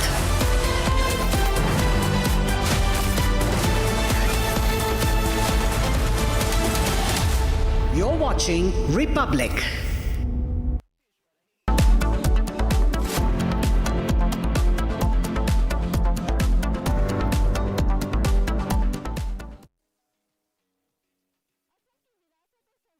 Good morning, viewers. You're watching Republic TV with me, Hina Sharma. Now, this weekend on the 6th edition of Nationalist Collective, we bring you voices that define the spirit of Bharat. From powerful perspectives in politics to inspiring stories of women leading nation building, from the unmatched courage of our armed forces to the lived experiences of Kargil veterans. This is a celebration of nationalism, sacrifice, and the idea of India that unites us all. Don't miss these powerful conversations that echo the heartbeat of the nation. Watch the 6th edition of Nationalist Collective this weekend only on Republic TV. Now let's take a look at the headlines.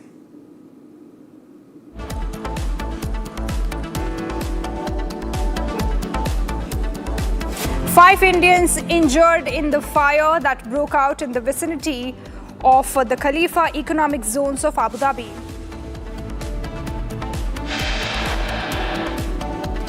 Police have arrested former Prime Minister KP Sharma Oli and Nepali Congress leader and former Home Minister Ramesh Lekhak, case linked to the alleged suppression of the September GenZ protests. Former Nepali Prime Minister KP Sharma Oli's party CPN-UML has called for an emergency secretariat meeting after he was taken into custody from his residence in Gundu, Bhaktapur by Nepali police.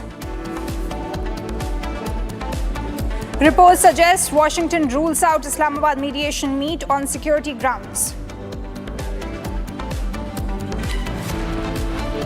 US deploys uncrewed drone speedboats for the first time in war with Iran.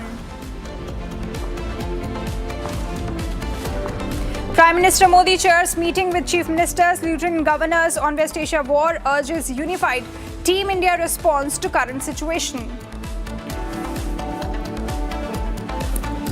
PM Modi to inaugurate Noida International Airport Phase 1 with 11,200 crore rupees investment. Violence erupts in West Bengal's Murshidabad during Ram Navami procession. Several injured. Police forces deployed to bring situation under control.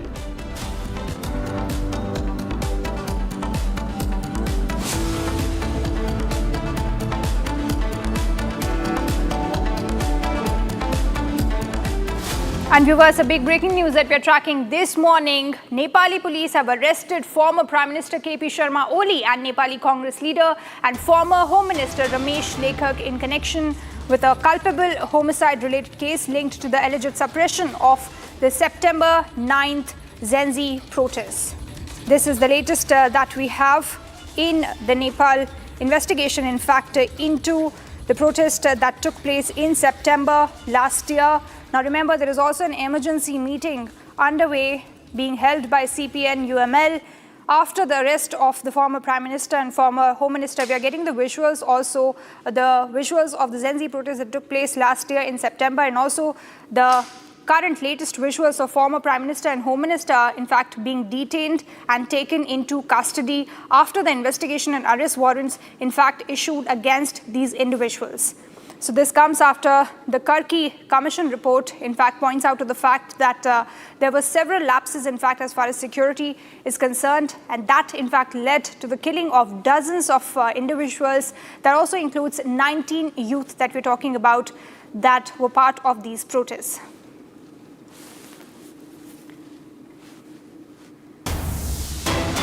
And viewers, that's not all. In the latest news that we're getting, former Nepali Prime Minister KP Sharma Oli, who was arrested this morning, has been admitted to Tribhuvan University Teaching Hospital.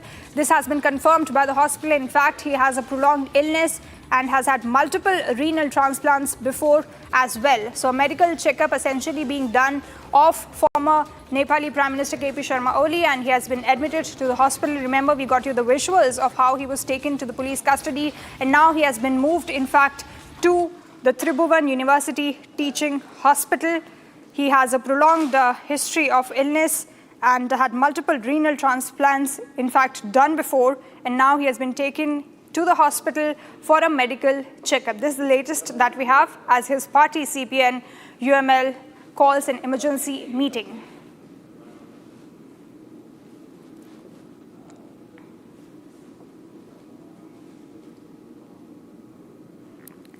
All right. right, viewers, I have my colleague Nimesh Jha, in fact, live from Kathmandu. Nimesh, this is big news. We tracked this morning how KP Sharma Oli has been arrested. Now, I want to understand from you, what is the next plan of action by the CPN UML? देखिए, अभी जो है CPN UML का meeting चल रहा है, उन लोगों का सेक्रेटरीट मीटिंग अभी जारी है और वो मीटिंग में केपी ओली के हिरासत में लेने के बाद अब उनका नेक्स्ट स्टेप क्या होगा, इसी विषय में अभी डिस्कशन चल रहा है। और कुछ नेता लोग इसके प्रोटेस्ट में आ चुके हैं, उनका कार्यकर्ता जो है कैडर्स जो है सड़क पर आ चुके हैं इसके विरोध में। केपी ओली जी को जो पकड़ाव किया गया है उनको विरोध में सड़क पर आ चुके हैं, आंदोलन कर रहे हैं। और अब लेकिन कैसे आंदोलन करने के उनका स्ट्रेटेजी क्या होगा, नेक्स्ट स्टेप क्या होगा, अभी इस विषय में बैठक चल रहा है और बैठक में जो आएगा उसी तरह से एमएलए जो है सीपीएन यूएमएल वो आगे बढ़ेगा। एक तरफ इसका ये बात होगा, उधर रमेश लेखक भी हैं जो जेएनजी आंदोलन के समय में गृह मंत्री थे और वो नेपाली कांग्रेस के नेता भी हैं, लेकिन नेपाली कांग्रेस के नेता अभी इस विषय में कुछ बोल नहीं रहे हैं। उन लोगों को भी इमरजेंसी मीटिंग अभी 11 बजे के लिए, लेकिन रमेश लेखक को जब पकड़ा गया है उसके विषय में नेपाली कांग्रेस का धारणा क्या है, उनका ओपिनियन क्या है, नेता लोग नेपाली कांग्रेस के नेता लोग कुछ नहीं बोल रहे हैं। मीटिंग जो तय करेगी उसी से वो लोग अपना पब्लिक ओपिनियन बनाएंगे। निमेश झा जी, मैं आपसे ये भी जानना चाहती हूँ, जो सीपीएन यूएमएल है वो कह रही है कि हमने कुछ नहीं किया, ये विंडिक्टिव है और ये सब प्रोपेगेंडा है, पॉलिटिक्स खेली जा रही है। बट जो उस समय के फॉर्मर होम सेक्रेटरी थे गोकर्ण मनी, उन्होंने साफ साफ कहा था कि क्लियर इंस्ट्रक्शंस उन्हें नहीं मिले थे, जिसकी वजह से भी ये प्रोटेस्ट हुए हैं। वो अपने डिफेंस में क्या कह रहे हैं पार्टी? देखिए, प्रोटेस्ट जो हुआ था उसके विषय में जो एक कमीशन बनाया हुआ था, वो कमीशन की रिपोर्ट के आधार पर जो अभी बालेन शाह के नेतृत्व में जो सरकार कल शपथ ली है वो अपना रिपोर्ट कार्यान्वयन के लिए, रिपोर्ट इम्प्लीमेंटेशन के लिए आगे बढ़ चुका है। और आज सवेरे सवेरे केपी ओली जी को और रमेश लेखक जी को पकड़ा किया गया है। अब सवाल उठता है कि इस रिपोर्ट को जो अभी पुलिस हिरासत में उनको रखा गया है और हॉस्पिटलाइज भी हो चुके हैं दोनों नेता, और केपी ओली जी किडनी के पेशेंट हैं, अभी उनका ट्रीटमेंट भी चला हुआ है और संभवतः आज वो अस्पताल में रहेंगे। लेकिन सवाल ये है कि जो रिपोर्ट जो है अभी जो लाया गया है उसका इम्प्लीमेंटेशन किस तरह से करेंगे, उस विषय में अभी कोई ठोस बात नहीं आई हुआ है।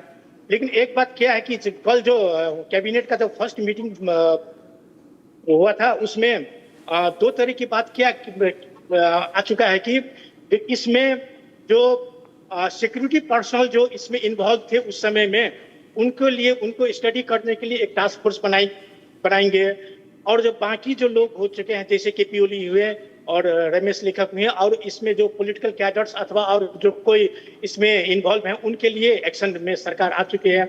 लेकिन सिक्योरिटी पर्सनल जो इन्वॉल्व थे जैसे कि उस समय में नेपाल पुलिस के आईजीपी थे खापुंग जी, वो और जो सिक्योरिटी हाई लेवल के सिक्योरिटी पर्सन जो उनके विषय में एक टास्क फोर्स बनाएंगे, स्टडी करेंगे और उन लोगों के विषय में क्या करना है वो टास्क फोर्स जो तय करेगी उसी के आधार पर सरकार आगे बढ़ेगी।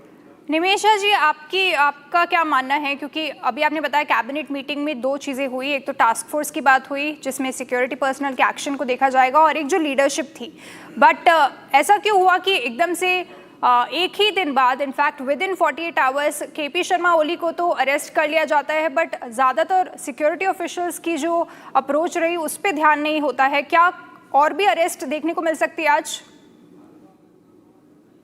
देखिए, इसमें अभी क्या हुआ है कि जो बड़ी बहादुर कार्की के लीडरशिप में जो कमीशन बना हुआ था वो कमीशन अपना रिपोर्ट जो पहले जो सरकार थी इंटरिम गवर्नमेंट सुशीला कार्की के नेतृत्व में उसको दे चुका, और अब बात ये हुआ कि इसको पब्लिक करना है।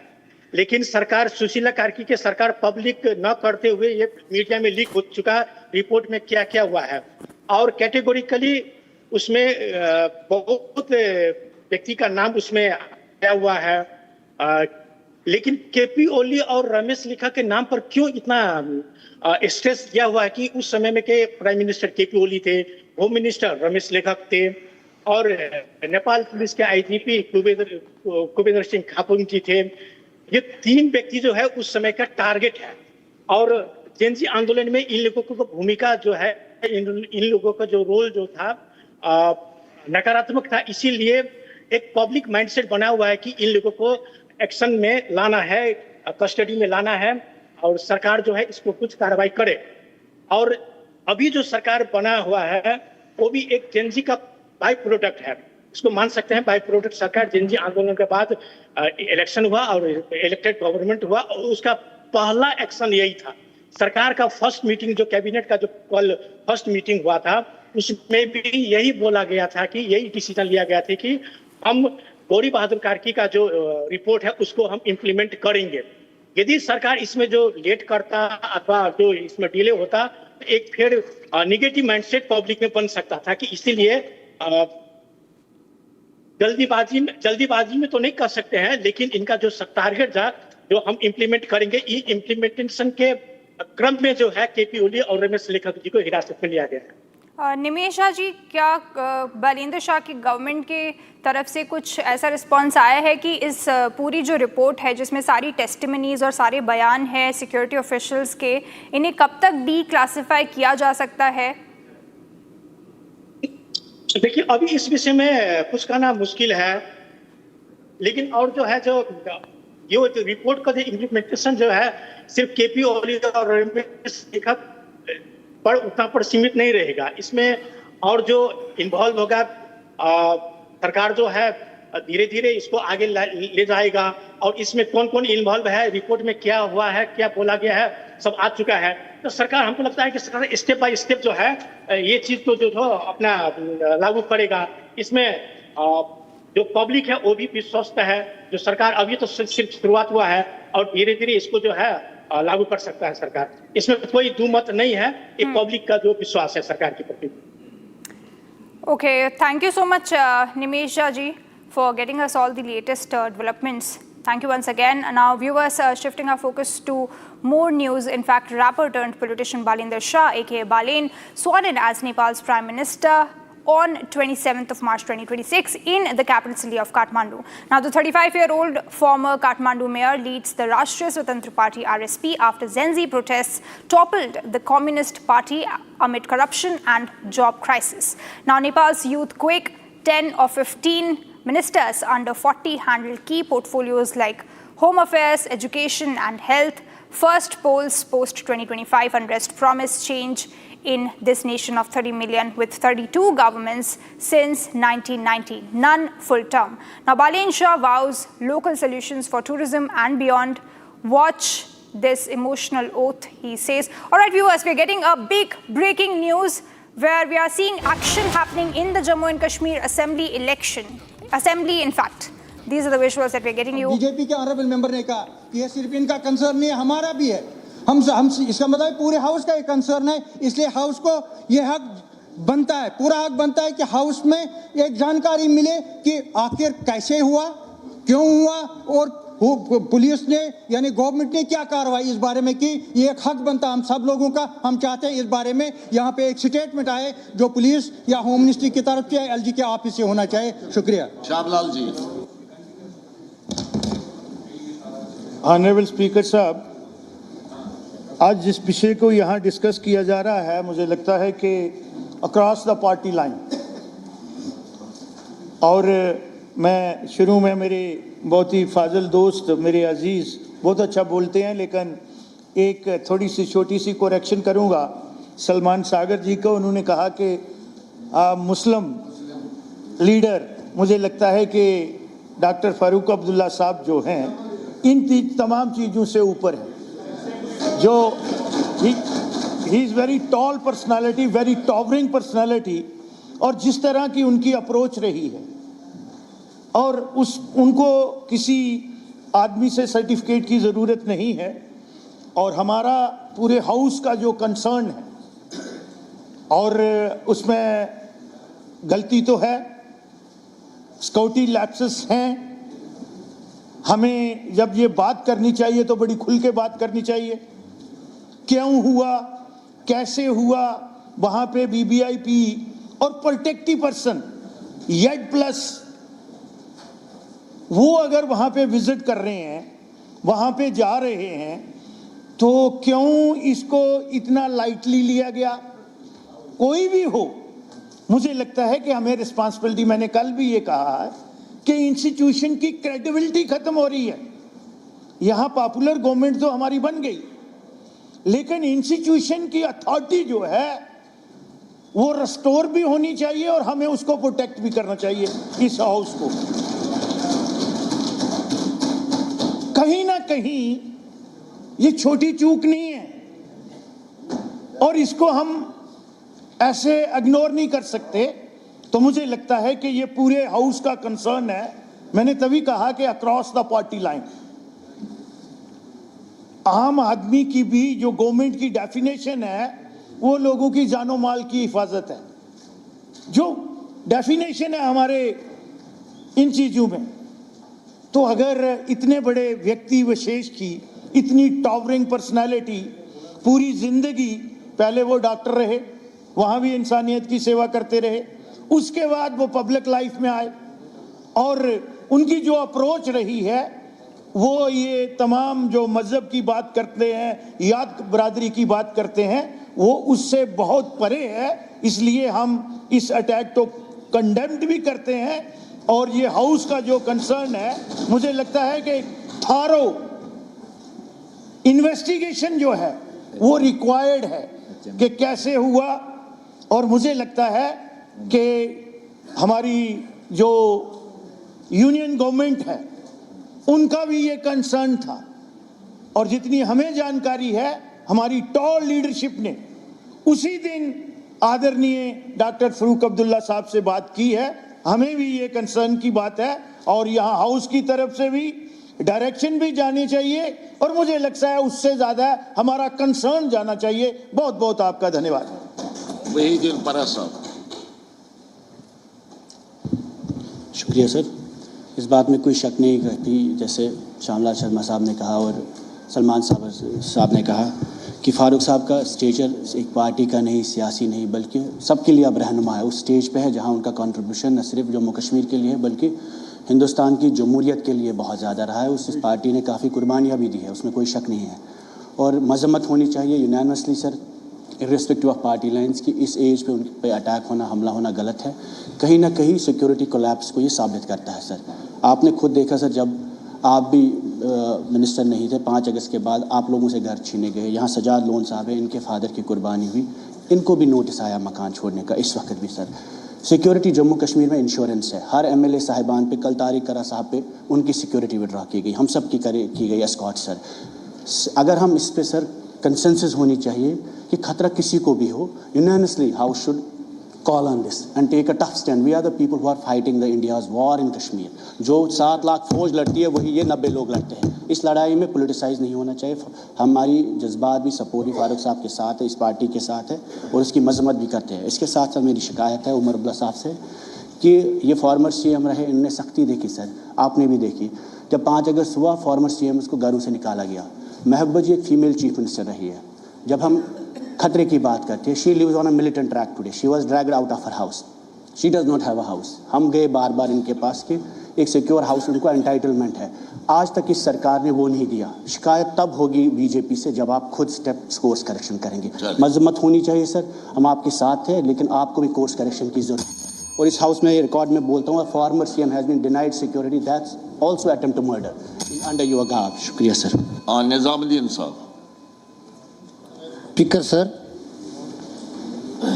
एक यूनिवर्सल रियलिटी है कि स्टेट जिस ढंग की भी हो, इनके कुछ कानूनी, आईनी और तहजीबी आदाब होते हैं और उसमें ये शामिल है कि eminent personalities useful to the society, to country, to humanity on the whole, वो एक असासा होते हैं और फारूक साहब उससे मुख्तलिफ नहीं। वो न सिर्फ इस स्टेट का असासा है, मुल्क का असासा है, बल्कि मुल्क से बाहर भी वो एक असासा हैं जिनका एक कंट्रीब्यूशन एक तारीख है और उसका तहफ़्फ़ुज़ स्टेट की आईनी जिम्मेदारी भी है और अखलाकी जिम्मेदारी भी है। जब भी ऐसे यूज़फुल शख्सियतें अपने आप को महफूज पाएं, उन्हें उस ढंग की आज़ादी और तहफ़्फ़ुज़ हो कि वो अपने कंट्रीब्यूशन को आगे बढ़ा सकें और माशरे को एक वसअत दे पाएं, तभी एक आम इंसान, एक आम सिटीज़न अपने आप को महफूज तस्वुर कर सकता है। ना सिर्फ सिक्योरिटी के हवाले से, ना सिर्फ फारूक साहब को ये मैसेज दिया गया that you are not being properly protected, you can be harassed any time. Message वही है, कल्प्रिट कोई भी हो, इंटेंशन उसका क्या है, attacking eminence, harassing both common people as well as the prominent people। State की इस हद तक केयरलेसनेस और apathy is condemnable। State is not an individual, किसी भी कुर्सी में बैठा हो, he is accountable to state power, he is accountable to common man। Security agencies के जितने भी जिम्मेदार हैं, उन्हें इस बात का एहसास करना होगा कि वो जब किसी को तहफ़्फ़ुज़ देते हैं तो that's not their individual power और progress, they do it on behalf of the state and that is their responsibility and obligation. वो अपनी जिम्मेदारियों से नबरदाज़मा हूँ, वही हमारा कंसर्न है। इसी के साथ जुड़ा है सर, ये MLAs हैं, हाउस है, इसकी एक डिग्निटी है, इसका एक प्रिविलेज है। इमिनेंस तो इससे परे, फारूक साहब तो इससे ऊपर है, लेकिन हम जो आम नागरिक एज MLA रिप्रेजेंटेटिव्स, हमारी सिक्योरिटी भी विड्रा की गई। What is the state going to do? What are they conveying to us? Why are they making us vulnerable? What is this harassment aimed at? जैसा सैफुल्लाह साहब ने कहा कि conspiracy, it was not a conspiracy against individual, it is conspiracy against the people of the whole state, that we can not raise our head, we can't feel protected, we can't feel safe. किसी की जागीर नहीं है ये, state power किसी की जागीर नहीं है। Everybody's life is important. Anybody who sees himself vulnerable, Saifullah sahab ने पूरी दुनिया में फारूक साहब के रोल की वजाहत की, वो तो अयान है, that's history, that cannot be obliterated, he stood for the country। All right, joining me is Gursimran live from Jammu. Gursimran, a war of words in fact between BJP and NC leaders, NC essentially demanding a High Court judge monitored probe. What is the latest on it? Yes, the few demands that have been put up by the National Conference and the Jammu and Kashmir Assembly has in all possible terms has condemned this attack on Farooq Abdullah. Now the key demands of the National Conference continues to be that a probe, a judicial probe be ordered by the sitting High Court judge or a retired High Court judge. They said that they have no trust in the police probe that has been ordered. Immediate action has not been taken against the SP police. That is what the NC MLAs have said. They said that why not the police has suspended their officials if there was a laxity on their part. There was no security cover of the Jammu and Kashmir police. See, that is something that is undeniable for anyone because there has been a security lapse since it was the cavalcade of the Deputy Chief Minister of Jammu and Kashmir, Surendra Chaudhary, that has to take the accused to the police station. So the cops were not there. It is part of the protocol, and post that attack, the security has been beefed up. There has been a laxity that has even been accepted by the Jammu and Kashmir police also. Now coming to this, the SIT that has been formed by the Jammu and Kashmir police, that is not being trusted by the MLAs MLAs of Jammu and Kashmir, and that's why they have said that there needs to be a judicial probe. But one question continues to be that has been taken by almost all the MLAs of the National Conference, that why has not been any action against the SP police, that has not been taken till date. Why has not been their suspension of the SP or the SHO? That is what they have asked on the inside the house, and they said that there needs to be a stringent action. But when it comes to the probe, they said that this is a larger conspiracy, and this has to be probe has to be done by the judicial. Thank you so much, Gursimran, for getting us all of these latest. Now viewers are taking a short break, but coming up, a war of word erupting, in fact, in Jammu and Kashmir Assembly, condemning the attack that took place on Farooq Abdullah.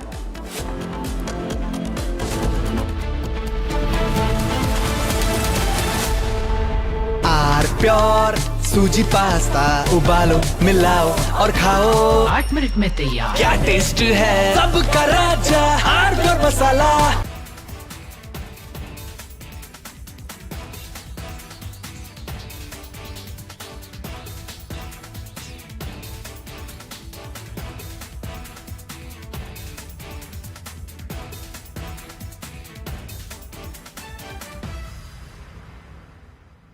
चमकी चाट से क्या बना है? Sandwich लस्सी और छाछ और हर घूंट में चमकी चाट, ड्राई फ्रूट और दही बड़े। चमकी चाट से स्वाद बढ़े। असली स्वाद सिर्फ चमकी चाट।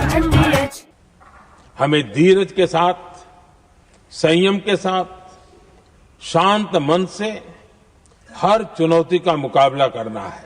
इसलिए मैं देशवासियों से भी कहूंगा कि हमें हर चुनौती के लिए तैयार रहना ही होगा।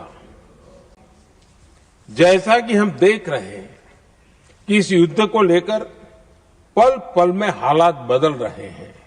आदरणीय सभापति जी, ये संकट अलग प्रकार का है और इसके समाधान भी अलग प्रकार से ही तय किए जा रहे हैं। हमें धीरज के साथ, संयम के साथ, शांत मन से हर चुनौती का मुकाबला करना है।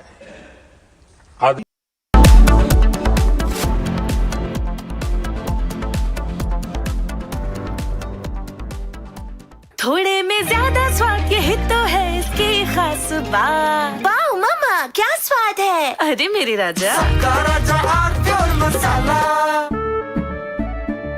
केसरिया से मन जोगी देखो मतवारा हुआरे, केसरिया से मन जोगी हुआ। हर पल मनाओ केसरी त्योहार। विमल, बोलो जुबान Kesari.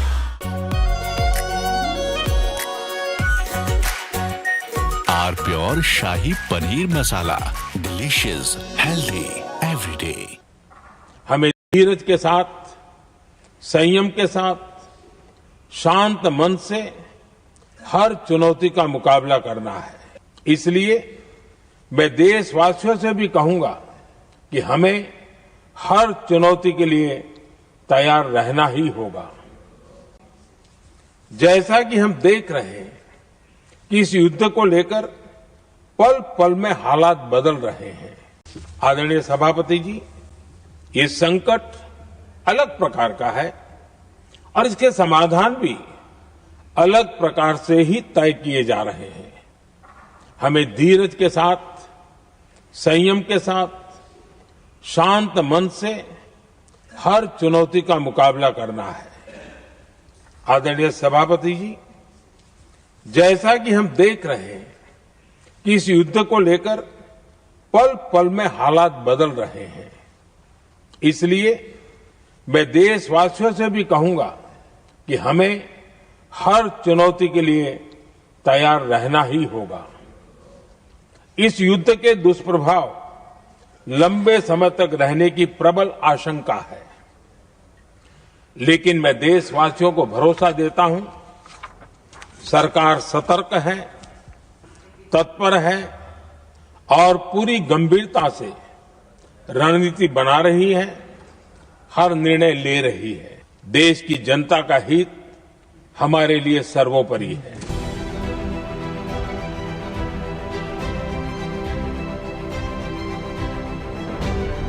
talks go well and you reach a ceasefire agreement with Iran, do you believe Israel would abide by that agreement?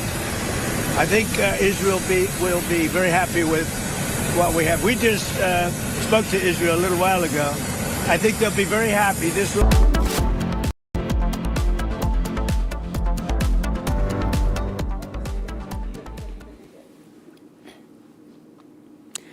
Hello viewers, a very good morning. This weekend on the 6th edition of the Nationalist Collective, we bring you voices that define the spirit of Bharat. From powerful perspectives in politics to inspiring stories of women leading nation building, from the unmatched courage of our armed forces to the lived experiences of Kargil veterans. This is a celebration of nationalism, sacrifice, and the idea of India that unites us all. Don't miss these powerful conversations that echo the heartbeat of the nation. Watch the 6th edition of Nationalist Collective this weekend only on Republic TV. NC demands judicial probe in attack on Farooq Abdullah as NC moves adjournment motion in JNK Assembly over assassination attempt on Farooq Abdullah. 5 Indians injured in the fire that broke out in the vicinity of the Khalifa economic zones of Abu Dhabi. PM Modi to inaugurate Noida International Airport Phase 1 with rupees 11,200 crore investment. Police have arrested former Prime Minister KP Sharma Oli and Nepali Congress leader and former Home Minister Ramesh Lekhak, case linked to the alleged suppression of the September GenZ protests. Former Nepal Prime Minister KP Sharma Oli's party CPN-UML has called for an emergency secretariat meeting after he was taken into custody from his residence in Gundu, Bhaktapur by Nepal police.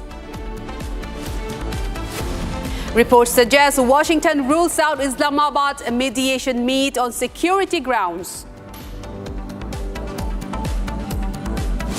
US deploys uncrewed drone speedboats for the first time in war with Iran.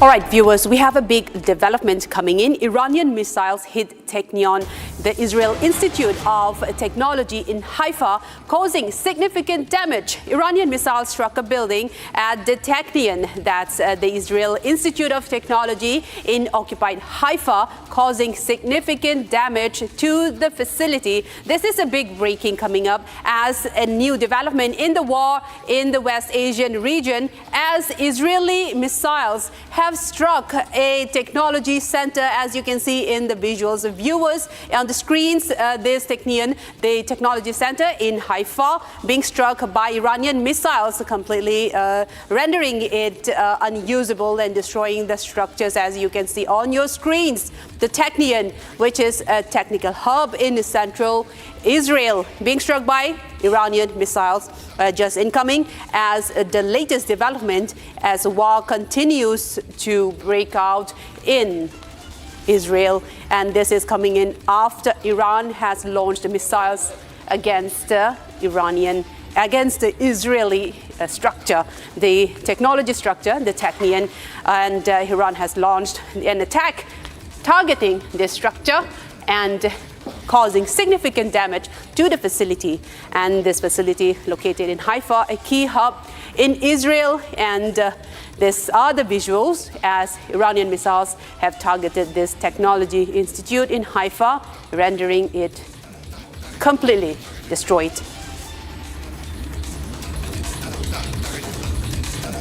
This, viewers, as the war continues to go on, continues to drag on, and this is coming in as Iran has launched missiles targeting the Technology Institute, the Technon, as they call it, located in Haifa. And these are visuals on your screen of the structure of the facility and the Israeli-Iranian strike. The Iranian strike have struck the Israeli facility there, causing significant damage And you can see windows completely overturned, completely blown away by the strikes. And you can see debris falling on the ground, the structure completely rendering useless.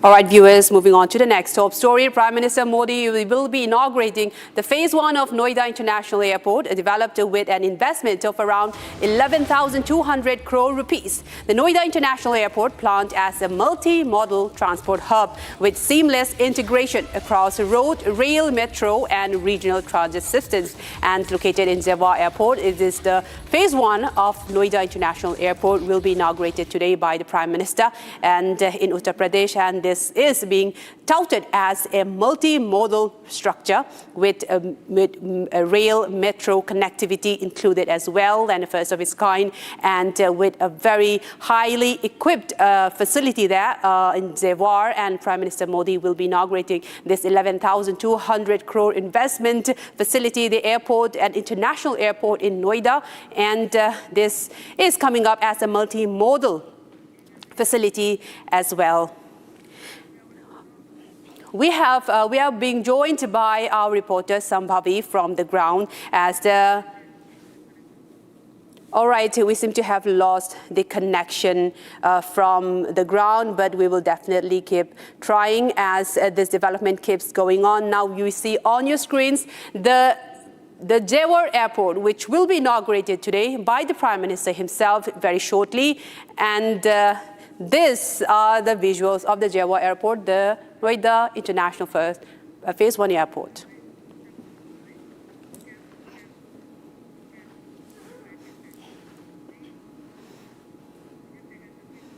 All right, viewers, moving on. Prime Minister Narendra Modi will inaugurate Phase 1 of the Noida International Airport in Jewar today, adding a major new aviation hub to the national capital region. This is coming in as the Jewar Airport will be inaugurated by the Prime Minister today. Let's take a look at the full report. Prime Minister Narendra Modi is scheduled to visit Uttar Pradesh today to inaugurate the Noida International Airport in Jewar. The Prime Minister will undertake a walkthrough of the terminal building before formally inaugurating the airport and addressing a public gathering. The airport will serve as the second international airport for the NCR, complementing Delhi's Indira Gandhi International Airport. Phase 1 of the project has been developed at an estimated cost of 11,200 crore rupees under a public-private partnership model. The airport will have an initial passenger handling capacity of 12 million passengers per annum, scalable up to 70 million passengers annually. It features a 3,900-meter runway capable of handling wide-body aircraft along with modern navigation systems for all-weather operations. The project includes a multi-modal cargo hub with the initial handling capacity of over 2.5 lakh metric tons annually, expandable up to 18 lakh metric tons. A 40-acre maintenance, repair and overhaul facility is also part of the airport infrastructure. Located along the Yamuna Expressway, the airport is designed as a multi-modal transport hub with connectivity through road, rail and metro networks. All right, viewers, these are the visuals on your screen as Prime Minister is set to inaugurate Jewar Airport shortly today, and this is being touted as a multimodal transport aviation hub, including metro rail connectivity as well as air flights as well. And this will be an international facility, a major transport and aviation hub as well. And with over nearly 4,000-meter runway in this center, this is emerging as one of the key aviation hub in the region in Uttar Pradesh as well, especially in the North Indian region. And now the Prime Minister will be inaugurating this facility, touted as a first-class multimodal transport facility, and with over 12 million capacity within this structure. And this is coming in as a big international airport aviation hub, the Jewar Airport in Uttar Pradesh. And Prime Minister will be shortly inaugurating this facility. And one key factor that's emerging that's very interesting is that this facility will be now a multimodal hub. will be connecting both airport to the metro, to the rail, as well a multimodal hub. And as even mentioned, that this will be scalable to 70 million, with now even 11,200 crore investment into this, and a big investment in this structure itself. Prime Minister will be shortly inaugurating this structure very soon today. You can see their visuals on your screen. These are some of the images that we have got from the Java airport, where the facilities will be very equipped with the latest technology, and it has over 4,000-meter runway, and one of the largest, in fact, emerging as an aviation hub, and especially will be providing connectivity, air connectivity mostly to the Delhi NCR region, and will also be connected by rail as well to this place, and by metro as well, easing transport in this region as air flight connectivity continues to remain in demand, and with connectivity still rising as well. And you can see there are many visuals, pictures of Prime Minister even put up there, as he will be reaching the place very shortly to inaugurate this place. And this will in fact ease some of the transport woes that the people are facing here, mostly to travel away from the state even. And since this will be an international airport, the connectivity issues will definitely be eased as well. And having with over 4,000-meter, with nearly 4,000-meter runway, which is in fact a very big size, a very scalable size in fact. And, well, easing a lot of transport woes, especially regarding to the air connectivity in this region. Definitely needed as well in this place, in this region, as connectivity continues to be increasing. Connectivity demand, in fact, continues to be increasing, with more people demanding more flight connectivity and faster connectivity, in fact, to various locations, not just within the domestic regions, but also international hubs as well.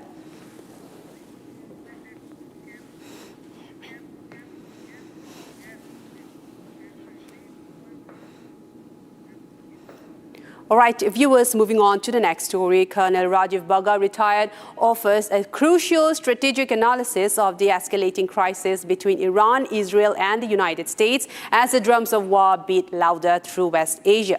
Colonel Bagga contends that the opportunity for a military solution has closed because military deterrents have reached a point of declining returns, and the world economy is on the verge of an energy catastrophe. In this ultimate analysis, we examine why maximum pressure has reached its limit and why the only remaining off-ramp to avert a global conflagration in the 21st century is high-level diplomacy. Let's take a listen in at what he had to say. GenZ viewers, as you all are witnessing the great fourth week in which the Gulf War has entered, and in this war, President Donald Trump carried out some kind of a miscalculation, which earlier they used to think they'll complete everything in 48 hours or 72 hours. And other hand, Israelis were very happy, because for them it is a kind of a historical opportunity to crush their enemy, that is Hezbollah. But whereas now, how the things have progressed, every day there is a new challenge which is imposed or posed by Iranian to US and its allies. President Trump has also, this time, has come to a kind of a conclusion he needs to pause the war. It is one of the biggest indicators that US is losing the war out of their hands. And no victory is counted as a success till the time ground forces are not launched. In past 3 weeks, what we have seen, US fighters are coming down, they're refueling, tanker C-135 was brought down, and certainly Iranian effective missile technology and the system has really punished or degraded their targets in entire Gulf. Iranians have sent a very great message to entire world. Okay, look, it is primarily, it is their area, and anyone which is endangering the sovereignty of their country in any form will be punished. Now, let's come to the factual.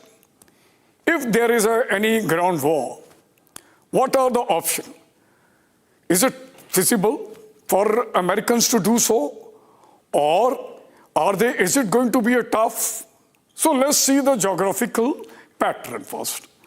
If you see the Iranian geographical pattern, toward the northern and the western side is totally, it is encircled with mountainous region where Iranian forces very much well in advance is totally dug in.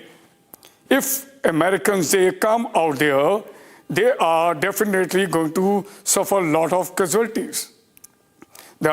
Firstly, because of the terrain, and secondly, because they are now familiar with that terrain in which Iranians are really practicing this war or the battle procedure, battle drills.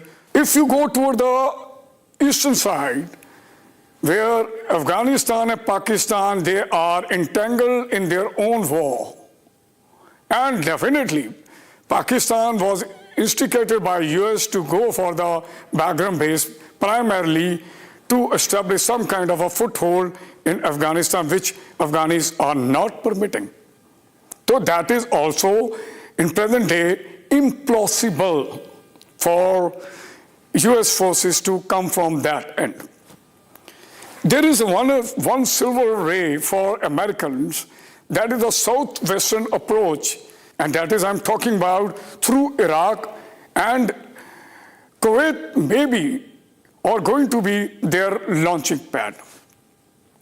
If they want to come for that or from this approach, their first option will.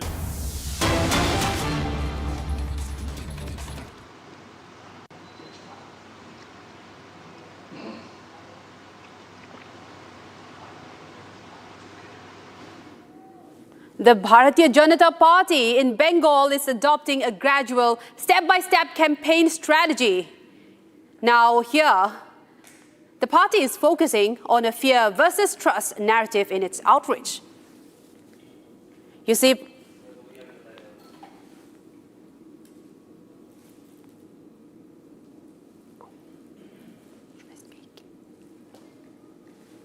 लिहाज से ये international airport एक अलग ही अनुभव प्रदान करता हुआ नजर आएगा। मल्टी मॉडल प्रणाली पर विकसित किया गया ये एयरपोर्ट उत्तर प्रदेश की विकास इंजन को और तेजी से सर पर दौड़ाएगा, क्योंकि जहां आर्थिक सशक्तिकरण तो इससे होगा ही, साथ ही रोजगार के असीम विकल्प भी सामने आएंगे। पब्लिक प्राइवेट पार्टनरशिप के मॉडल पर इसके पहले चरण को तैयार किया गया है और ये अंतर्राष्ट्रीय एयरपोर्ट जो है वो कृषि, उद्योग, लॉजिस्टिक्स और रोजगार पैदा करने वाले क्षेत्रों पर कहीं ना कहीं सकारात्मक प्रभाव डालेगा और व्यापार और कनेक्टिविटी, ये दोनों ही जो मकसद हैं, उद्देश्य हैं, वो पूरे होते हुए नजर आएंगे। और सबसे अहम बात यहाँ पर ये है कि दिल्ली का जो IGI हवाई अड्डा है, अब उस पर भीड़ भाड़ कम होगी। एयरपोर्ट पर प्रदर्शनी का निरीक्षण कर रहे हैं प्रधानमंत्री नरेंद्र मोदी। और जेवर एयरपोर्ट कैसे, जब हम आर्थिक विकास की बात करते हैं, क्योंकि हाईवेज, आरवेज और ये मल्टी मॉडल तर्ज पर बना हुआ एयरपोर्ट ग्रीनफील्ड परियोजनाओं में से एक है और इस मल्टी मॉडल प्रणाली के अंतर्गत जिस तरह से इसे बनाया गया है कि इसकी कनेक्टिविटी जो है वो लास्ट माइल कनेक्टिविटी बताई जा रही है और एयरपोर्ट के लिहाज से अत्याधुनिक सुविधाओं से इसे लैस बताया जा रहा है। प्रधानमंत्री कहीं ना कहीं यहाँ पर इस जब प्रथम चरण का उद्घाटन करेंगे तो उत्तर प्रदेश और उत्तम होता हुआ नजर आएगा। तो आकाश की ऊंचाई, स्पष्ट संदेश, विकसित भारत, विकसित उत्तर प्रदेश, यानी विकसित भारत के लक्ष्य की परिकल्पना को जब हम सिद्ध करने की बात करते हैं, और सबसे अहम बात यह कि तय समय में जो एक समय सीमा रखी गई थी, उसी समय सीमा के अंतर्गत इसका उद्घाटन किया जा रहा है। भारत की सबसे बड़ी ग्रीनफील्ड एयरपोर्ट परियोजनाओं में से एक, सड़क, रेल, मेट्रो और क्षेत्रीय परिवहन जो प्रणालियां हैं, उसके बीच निर्बाध एकीकरण वाला ये मल्टी मॉडल ट्रांजिट सिस्टम है। और पहला जो प्रारंभिक चरण है, करीबन 1 करोड़ से ज्यादा यात्रियों के आवागमन की जो है वो आशा इसमें जताई जा रही है। सुखद सुरक्षित अनुभव होगा यात्रा को लेकर, और राष्ट्रीय राजधानी क्षेत्र के प्रमुख अंतर्राष्ट्रीय प्रवेश द्वार के तौर पर इसे देखा जा रहा है। साथ ही साथ विभिन्न राज्यों के हैंडीक्राफ्ट्स और टेक्सटाइल से इसका सौंदर्यीकरण किया गया है, और उत्तर प्रदेश की पारंपरिक जो थीम है उसी पर इसकी साज सज्जा आधारित है, जो अब हम तस्वीरों के माध्यम से आपको यहाँ पर कुछ ही देर में दिखाएंगे। तो विकास की गति अपार, डबल इंजन सरकार, जिस तरह से एयरपोर्ट पर प्रदर्शनी का निरीक्षण करते हुए नजर आ रहे हैं प्रधानमंत्री नरेंद्र मोदी। और जिस जेवर एयरपोर्ट की तस्वीरें हम आपके साथ साझा कर रहे हैं, किस तरह से आपके हवाई जो यात्रा है उसके अनुभव को भी और सुखद बनाता हुआ यहाँ पर नजर आएगा। तो ये सिर्फ एयरपोर्ट नहीं है, बल्कि पश्चिमी यूपी के विकास का एक नया, हम इसे रनवे मान सकते हैं। जिस तरह से इसकी संचालन क्षमता की जब हमने बात की, तो उस संचालन क्षमता में भी बढ़ोतरी की गई है। साथ ही साथ अगर देखा जाए तो कृषि, उद्योग, लॉजिस्टिक, रोजगार, यानी कि ये चारों एस्पेक्ट यहां पर पूरे होते हुए नजर आएंगे। और फोन लाइन पर इस वक्त हमारे साथ अक्षय डोंगरे जो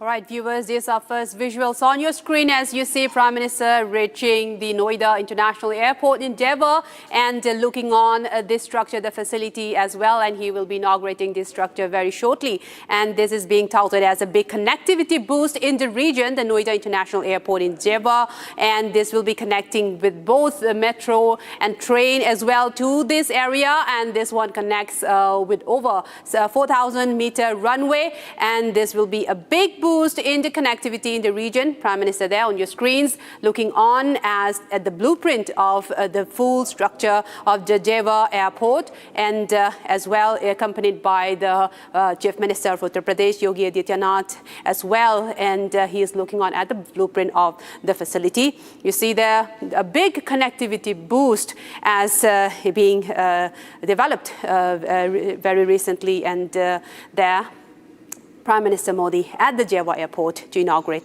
the facility very shortly, and this is being touted as one of the big connectivity boosts in the region, with air connectivity increasing, demand increasing, the rise increasing in the connectivity in the region, especially with being touted as a big aviation hub as well. It is being touted, in fact, as a multimodal transport hub, and being a big connectivity boost as well. UP Chief Minister Yogi Adityanath accompanies him as his site, and Prime Minister continues to look on the facility and walking along as well. And there's the blueprint being explained to him, and being seen as first of its kind as well, with multiple terminals and even connection to international airports, an international airport in fact, and a very big investment poured into this, 11,200 crore rupees investment in the Jeva Airport. In fact, another new international airport in the Delhi NCR region, as connectivity demands continue to rise. Now, this will be connecting all of the domestic major airports as well as international airports, and this will be functional as soon as the inauguration begins, and functional and operations will start as well after the inauguration. In the Jeva Airport, one key hub, especially in the aviation sector, as domestic and international flights will be boosted, connectivity increased, easing the demand that are being plagued currently, and this will in fact ease some of the connectivity issues in the region. There on your screens, Prime Minister being accompanied by Yogi Adityanath, Chief Minister of Uttar Pradesh as well. And the inauguration will take place very shortly. The Noida International Phase 1 Airport, located in Jewar. And there you see on your visuals the Prime Minister being welcomed with cultural performances as well. And the structure, the blueprint as was seen recently, just moments ago, show the facility to be of a very big scale. And it has been, one interesting part is that it has about nearly 4,000-meter runway, which is, considering the size of the region, very big, and is set to expand even in the future, with more connectivity being added as well. The Noida International Airport, a big aviation push from the Modi government. And this will be operational shortly as well, just after the inauguration takes place today. The Prime Minister is in Uttar Pradesh in Jewar Airport to inaugurate the facility. You see on your screens the very big aviation push.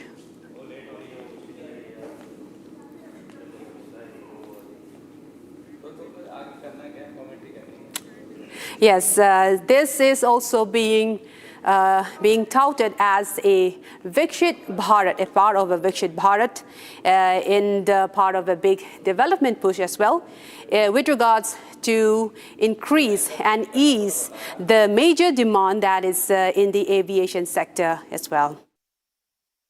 Nationally सामान export करने में काफी ज्यादा आसानी रहेगी, उत्तर प्रदेश के businesses को आसानी रहेगी, बल्कि विदेशी बिजनेसेस को भी अगर एक तरह से पोटेंशियल देखना है तो आप देखें कि उत्तर प्रदेश में जमीन काफी ज्यादा है, लोग काफी ज्यादा है, ह्यूमन रिसोर्सेज काफी ज्यादा है, तो उनका यूटिलाइजेशन एक बेहतर तरीके से अब किया जा सकेगा, लोगों को रोजगार मिलेंगे, नए नए बिजनेसेस आएंगे, और ऐसे में उत्तर प्रदेश का जो लक्ष्य है 1 ट्रिलियन इकोनॉमी बनने का, उसमें काफी तेजी अब आने वाले दिनों में देखने को मिलेगी। यही अक्षय, जब हम ईज ऑफ जर्नी की बात करते हैं,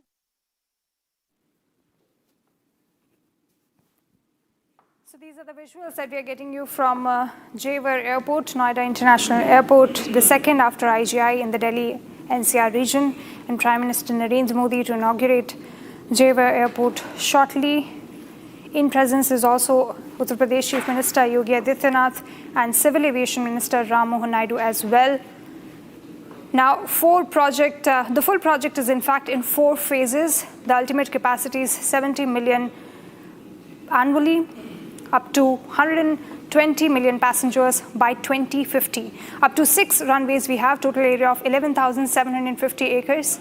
Now this is a net zero carbon emissions project, one of the key greenfields project in Delhi NCR. These are the visuals that we are getting you.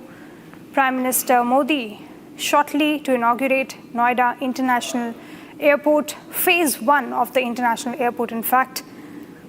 And this is the image that we're getting you of Noida International Airport. Now remember viewers, this is a very essential project in terms of connectivity, not only of passenger but cargo connectivity as well. We are talking about connectivity from all the neighboring UP cities, Meerut, Noida, Greater Noida, and this is going to significantly boost the regional connectivity and as well as international connectivity. And you have Prime Minister Narendra Modi, in fact, greeting at the audience, waving at the audience, in fact, who have gathered there in support of Prime Minister Modi's vision of connectivity throughout India. Phase 1 takes off today. Live visuals from Noida International Airport. Prime Minister Modi alongside UP Chief Minister Yogi Adityanath and Civil Aviation Minister as well. Live visuals that we're getting you from Noida International Airport. A key project which is also in fact being constructed keeping in view the carbon emissions. So this is net zero carbon emissions project, an eco-friendly project that we're talking about in the Delhi NCR region. It is also going to decongest the skies because as of now, we only have IGI airport and this is the second international airport. So of course, a lot of routes will be routed towards this airport as well, decongesting the skies. And you have supporters there, in fact, chanting slogans in support of Prime Minister Modi. These are the visuals, live visuals that we're getting you from Jewar Airport, Noida International Airport. All right, I have my colleague, Senior Executive Editor Niranjan, joining us to get us more detail. Niranjan, this is a great news for Delhi NCR people and all the people in the neighboring Uttar Pradesh cities.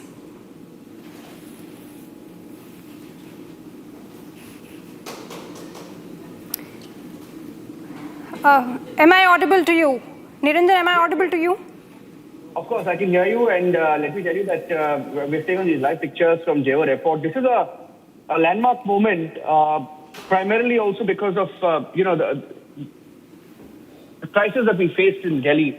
The passenger traffic. There are 3 terminals currently. You have Terminal 1, Terminal 1A, Terminal 3, and this airport is going to sort of be one of India's most critical greenfield airports. There are many reasons why we are all very excited about the Noida Airport. It is a state-of-the-art airport built by some of the best in the world, and it's going to open up. In fact, 28% of the traffic, 28 to 38% of the traffic to the airport in Delhi will now be diverted, perhaps in the next few years, to the Jewar Airport in Noida. As per estimates, the Prime Minister is here. Yogi Adityanath is here. This has been a flagship project for not just the UP government, but for the centre, sort of decongest the National Capital Region, the NCR region, because you've had Ghaziabad also open up as an airport.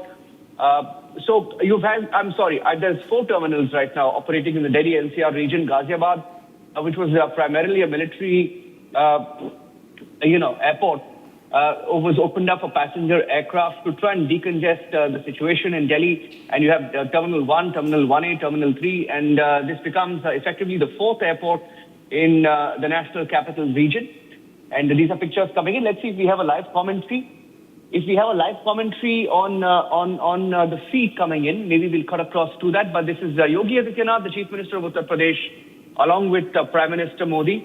And this is such a big moment for them because you're looking at one of the most fuel-efficient airports in the country, energy-efficient airports in the country.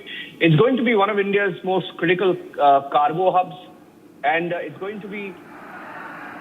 माननीय प्रधानमंत्री जी, लोकप्रिय नेता श्री नरेंद्र मोदी जी, माननीय राज्यपाल उत्तर प्रदेश श्रीमती आनंदीबेन पटेल जी, माननीय मुख्यमंत्री श्री योगी आदित्यनाथ जी, यहां उपस्थित सभी सम्मानित जनप्रतिनिधिगण, अतिथिगण और जेवर के मेरे प्यारे भाइयों और बहनों, आप सभी को मेरा हार्दिक प्रणाम और इस ऐतिहासिक अवसर पर आप सभी को मेरा स्वागत है।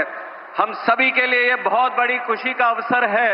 आदरणीय प्रधानमंत्री श्री नरेंद्र मोदी जी के द्वारा भव्य और गौरवपूर्ण जेवर एयरपोर्ट का उद्घाटन के लिए आप सभी को हार्दिक बधाई देता हूं। आज की इस उपलब्धि के लिए केवल जेवर ही नहीं, केवल उत्तर प्रदेश ही नहीं, केवल दिल्ली एनसीआर ही नहीं, बल्कि पूरा भारत आज उत्साहित है, क्योंकि दिल्ली जो राजधानी है, दिल्ली जो देश का धड़कन माना जाता है, उस धड़कन को, उस दिल को दूसरा धड़कन आज मिला है। और 11,200 करोड़ रुपए की लागत के साथ 3,000 एकड़ से भी अधिक में फैला हुआ यह विशाल गौरव एयरपोर्ट, जेवर एयरपोर्ट, अपने 4 किलोमीटर लंबे रनवे के साथ अंतरराष्ट्रीय हवाई यात्रा के लिए पूरी तरह सक्षम है। और जेवर टर्मिनल की सबसे अहम बात यह है कि जब आप यहां आएंगे तो आपको उत्तर प्रदेश की शान और पहचान का अनुभव यहां पे होगा। यह हमारे प्रधानमंत्री जी का सोच है, विचार है कि विकास भी और विरासत भी। और इतना ही नहीं, प्रधानमंत्री मोदी जी के मार्गदर्शन में जेवर एयरपोर्ट केवल एयरपोर्ट की तरह ही नहीं, बल्कि एक एरोट्रोपोलिस की तरह विकसित होने जा रहा है। यहाँ एयर कार्गो की सुविधा जो है, जिससे यहाँ बनाया हुआ हर प्रोडक्ट और यहाँ पे उत्पाद हुआ, जो उगाया हुआ उत्पाद है, देश और दुनिया के कोने कोने के बाजारों तक पहुंच सकेगा। और 40 एकड़ में बन रही MRO सुविधा की भी साथ यहाँ के युवाओं को हाई स्किल्ड जॉब्स और यहाँ के एविएशन सेक्टर को भी एक आत्मनिर्भर होने का एक मौका मिलेगा। दोस्तों, पहले जेवर और इसके आसपास के लोग कामकाज के लिए दिल्ली जाते थे, लेकिन अब जेवर एयरपोर्ट के माध्यम से देश और दुनिया के लोग अब जेवर कामकाज के लिए यहाँ पे आएंगे। जब यात्री यहाँ आएंगे तो लोगों के लिए संभावनाएं और अवसर भी बढ़ेंगे। एयरपोर्ट में ground handling, cargo, maintenance, security और साथ ही real estate, hotels, transport, tourism, logistics, agriculture, ऐसे सभी सेक्टर्स को बढ़ावा मिलने वाला है। आदरणीय प्रधानमंत्री मोदी जी के दूरदर्शी नेतृत्व से वो भी एक जमाना था जब हवाई यात्रा वो खास आदमी के लिए होता था, पर अब अगर देखेंगे तो देश में आम आदमी का यात्रा हवाई यात्रा बन चुका है। ये हमारे आदरणीय प्रधानमंत्री मोदी जी के नेतृत्व में हुआ है। और यही इसी की तरह उड़ान योजना जो हमारे देश में लागू हुई थी, उसके साथ ही बहुत ज्यादा सक्सेस हमें एविएशन में देखने को मिला। और आज उड़ान योजना के तहत मोदी जी ने 10 साल के लिए इस योजना को और भी बल, और भी शक्ति और भी प्राथमिकता दी है। एनडीए सरकार की वजह से आज एविएशन में प्रधानमंत्री जी के नेतृत्व में काफी बढ़ोतरी पूरे देश में और उत्तर प्रदेश में भी हमें देखने को मिला। और इसका पूरा लाभ देश के आम नागरिक को अब मिलने वाला है, क्योंकि वो आम नागरिक जो है वो हमारे प्रधानमंत्री मोदी जी के लिए खास नागरिक है। दोस्तों, और एक चीज आपको याद दिलाना चाहूंगा कि प्रधानमंत्री जी ने सरकार प्रमुख के तहत रिकॉर्ड 8,936 दिन पूरे किए हैं आज तक। और आपको जानना होगा कि इसका मतलब ये नहीं है कि मोदी जी इतने दिन से सरकार प्रमुख थे। इसका मतलब ये है कि इतनों दिन से 8,900 करीब दिन से लगातार बिना रुकावट से, बिना थकावट से देश के लिए, देश की जनता के लिए लगातार सेवा करते रहे। ये सोच, ये विचार हमारे आदरणीय प्रधानमंत्री जी का है। और एक भी दिन कभी विराम नहीं, एक भी दिन कभी आराम नहीं, क्योंकि उनको आनंद मिलता है देश की सेवा करने के लिए, देश को विजय पथ पर आगे रखने के लिए, देश को कर्तव्य मार्ग पर आगे ले जाने के लिए।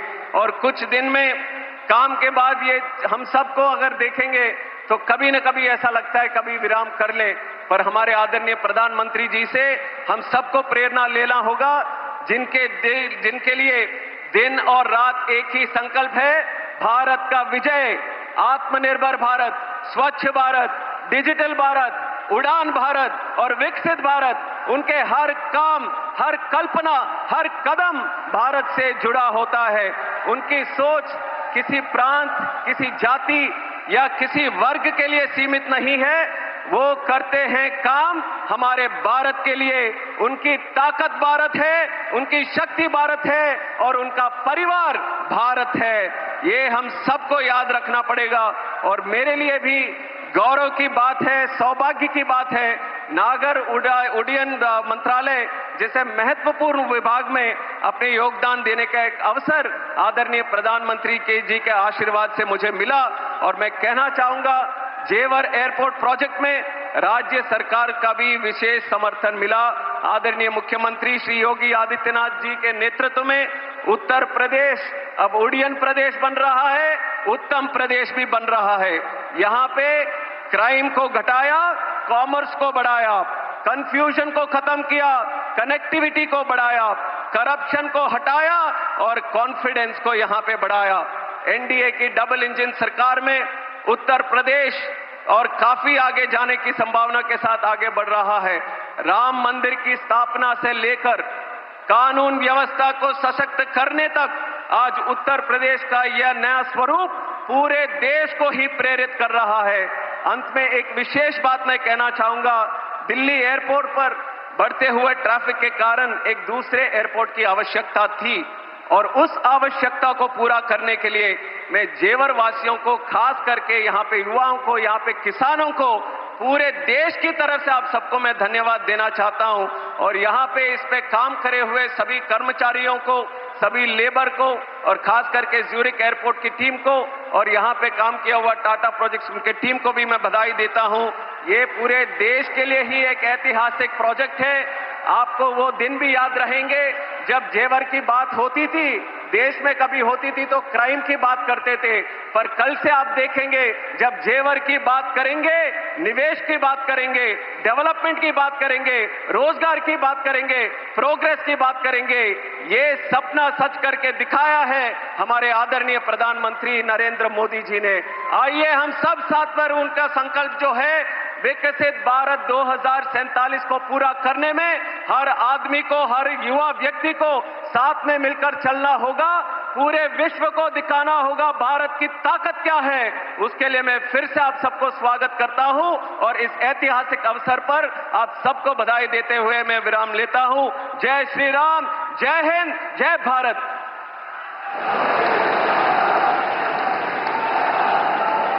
बहुत बहुत आभार माननीय केंद्रीय नागर विमानन मंत्री श्री किंजरापू राम मोहन नायडू जी का उनके स्वागत संबोधन के लिए।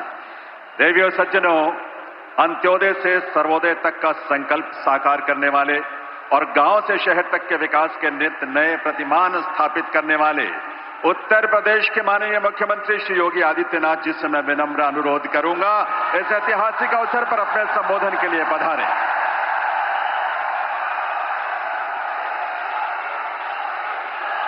भारत माता की, भारत माता की, भारत माता की, वंदे वंदे वंदे।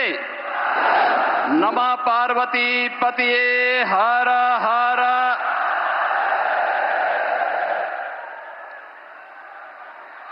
नोएडा इंटरनेशनल एयरपोर्ट कि आज के इस भव्य उद्घाटन कार्यक्रम में जिनके मार्गदर्शन और नेतृत्व में नए भारत का हम सब दर्शन कर रहे हैं, दुनिया के सबसे लोकप्रिय राजनेता, भारत के अत्यंत यशस्वी प्रधानमंत्री आदरणीय श्री नरेंद्र मोदी जी, प्रदेश की माननीय राज्यपाल आदरणीय श्रीमती आनंदीबेन पटेल जी, केंद्रीय नागरिक उड्डयन मंत्री श्री के राम मोहन नायडू जी, केंद्रीय मंत्री और भारतीय जनता पार्टी के प्रदेश के अध्यक्ष माननीय पंकज चौधरी जी, उत्तर प्रदेश सरकार में मंत्रिमंडल के मेरे सहयोगी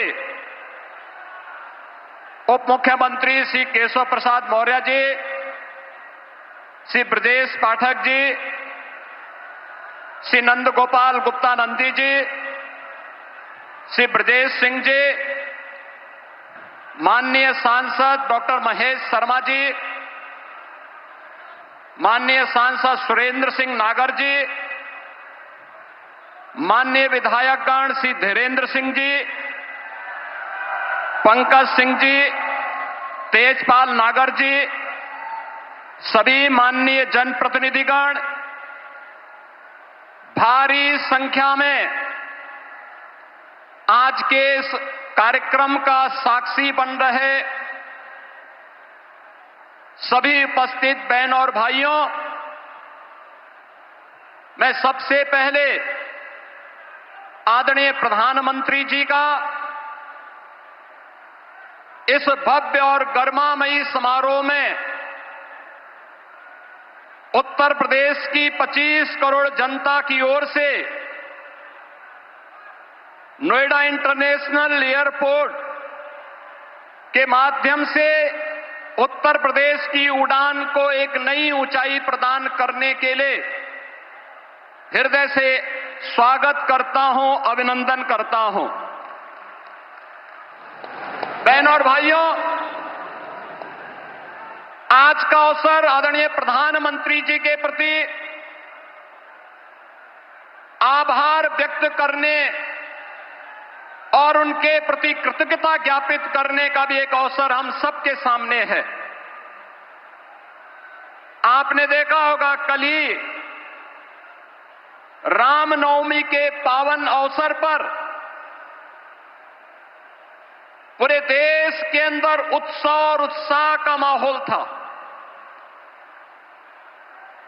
पूरी दुनिया में वर्तमान में अव्यवस्था है,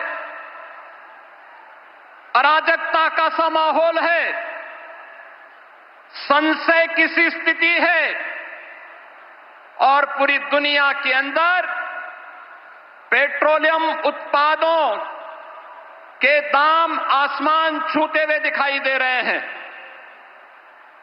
लेकिन अपने दूरदर्शी सोच, सब कुछ भारत के लिए देश प्रथम के भाव के साथ पिछले 11-12 वर्षों से आदरणीय प्रधानमंत्री जी के नेतृत्व में जो कार्य योजना नए भारत की बनी है, आज वह हम सबको देखने को मिल रहा है। भारत के अंदर पेट्रोलियम उत्पादों का दाम नियंत्रित है, उसकी आपूर्ति स्मूथ बनाई गई है। उस पूरी व्यवस्था में अमेरिका जैसे दुनिया के विकसित देशों में भी जहां पेट्रोलियम उत्पादों के दाम आसमान छूते हुए दिखाई दे रहे हैं, भारत के पड़ोस में जितने भी देश हैं उनमें न केवल पेट्रोलियम पदार्थों के दाम आसमान छू रहे हैं बल्कि उसका अत्यंत अभाव है। वहां पे अव्यवस्था का माहौल है। उन्हें अपने कार्य की अवधि को कम करना पड़ रहा है, उत्पादन को रोकना पड़ा है, पब्लिक में कोटा सिस्टम लागू करना पड़ा है।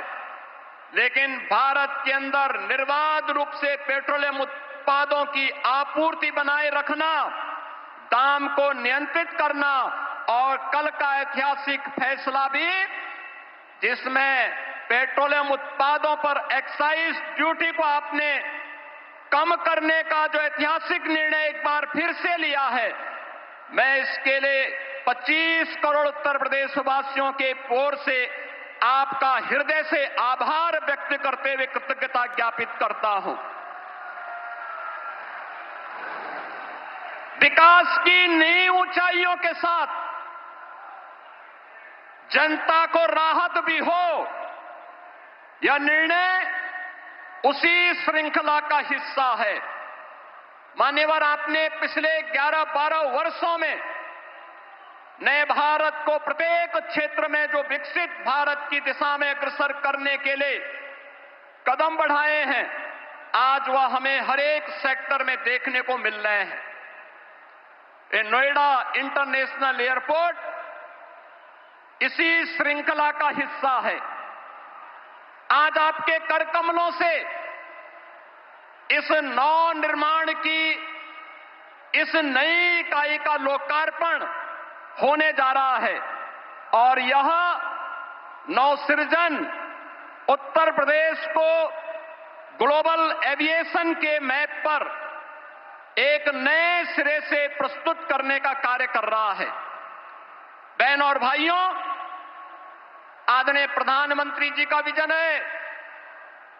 कांग्रेस और समाजवादी पार्टी जैसे दलों ने जिस देश को और जिस प्रदेश को देश के अंदर अपने नकारेपन के कारण डेवलपमेंट के एक बॉटल नेक के रूप में छोड़ दिया था, पिछले 2002 से लेकर के 2017 तक लगातार उत्तर प्रदेश ने उस जलालत झेली है, उस प्रकार की अराजकता का शिकार रहा है, उस प्रकार की व्यवस्था का शिकार बना है।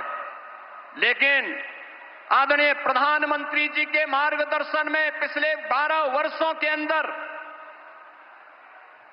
देश ने और पिछले 9 वर्ष के अंदर उत्तर प्रदेश ने ये डबल इंजन की सरकार आने के उपरांत जो स्पीड पकड़ी है, आज वह बॉटलनेक से ब्रेक थ्रू के रूप में अपनी एक नई पहचान को सबके सामने प्रस्तुत कर रहा है।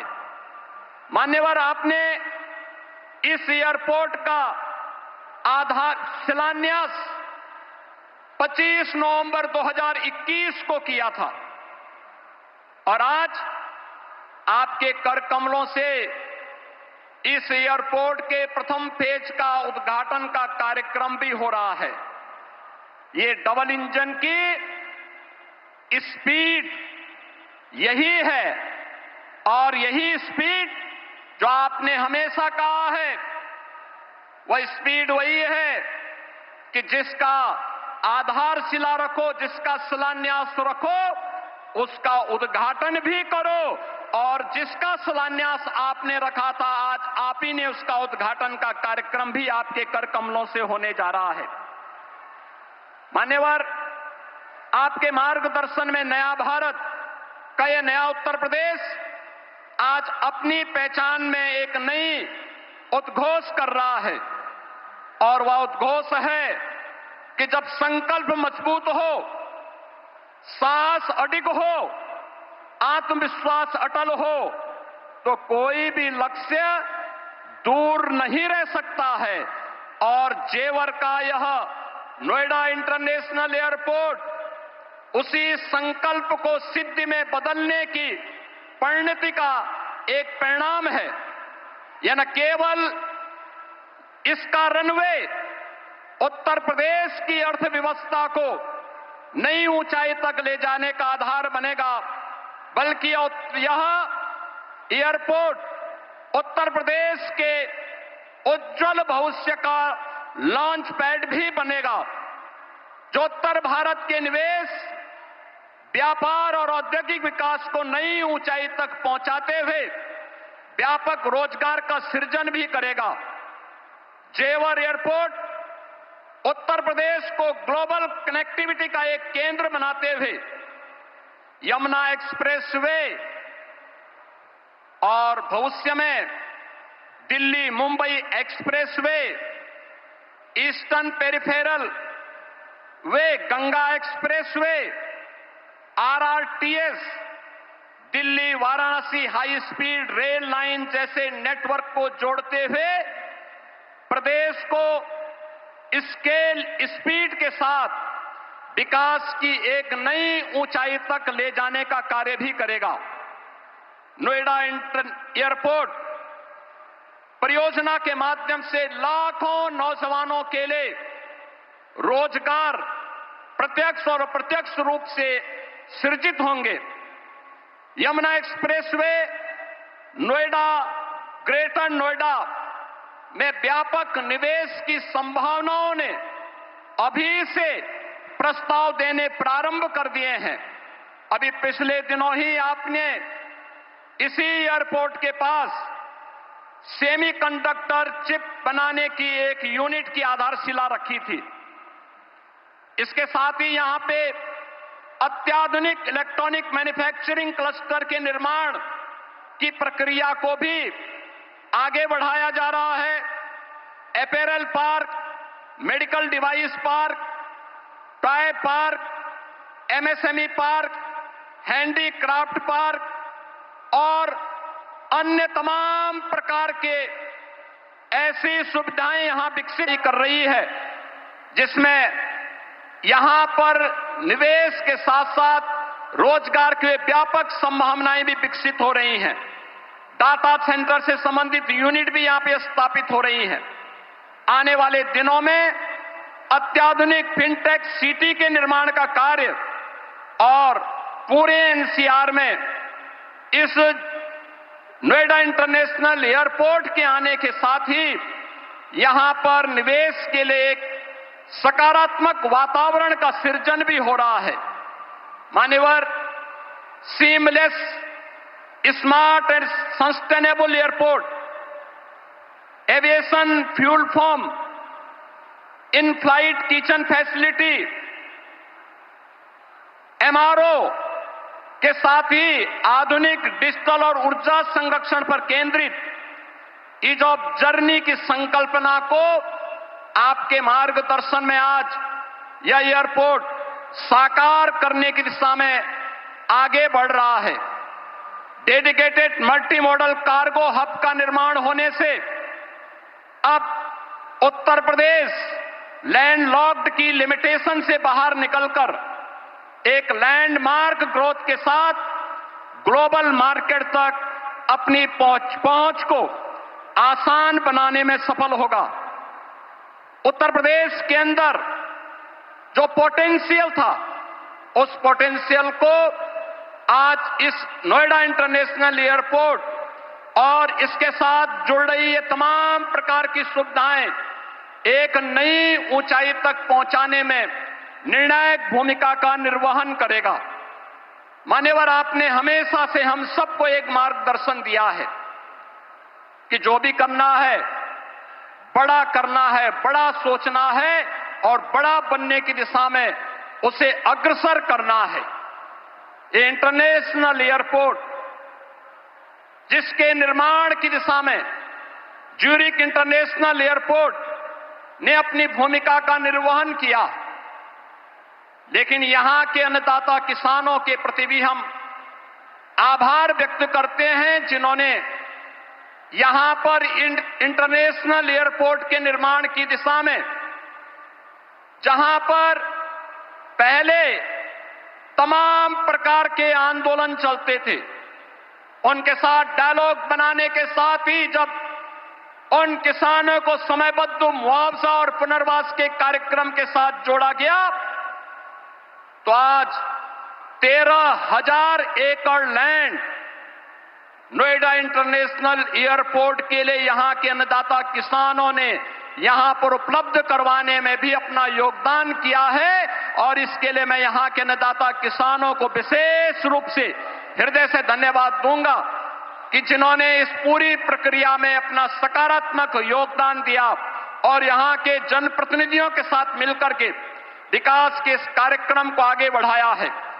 मान्यवर, आपने विकसित भारत की जो संकल्पना पूरे देशवासियों को दी है, उस संकल्पना के साथ आत्मनिर्भर भारत, आत्मनिर्भर उत्तर प्रदेश, विकसित भारत, विकसित उत्तर प्रदेश के लिए इस प्रकार का इंफ्रास्ट्रक्चर ये आज की आवश्यकता है और उस आवश्यकता के अनुरूप वह बड़ा करने के लिए अभी इसमें एक रनवे प्रारंभ हो रहा है। रनवे प्रारंभ होने के कुछ वर्षों के साथ ही दूसरा रनवे इसके साथ आएगा और इस प्रकार से 5 रनवे इस एयरपोर्ट के साथ जुड़ेंगे। तो यह अपने आप में एक बड़े और विकसित एयरपोर्ट के रूप में, ग्लोबल एयरपोर्ट के रूप में अपने आप को स्थापित करने में सफल होगा। एक बार फिर से मैं आदरणीय प्रधानमंत्री जी का विरासत और विकास की इस कर्मभूमि पर, विरासत और विकास की उनकी स्वयं की कर्मभूमि पर उत्तर प्रदेश वासियों की ओर से हृदय से स्वागत करता हूं, अभिनंदन करता हूं। माननीय राज्यपाल महोदय, केंद्रीय नागर विमानन मंत्री और अन्य सभी गणमान्य अतिथियों का हृदय से स्वागत और अभिनंदन करते हुए अपनी वाणी को देता हूं विराम। जय जय श्री राम।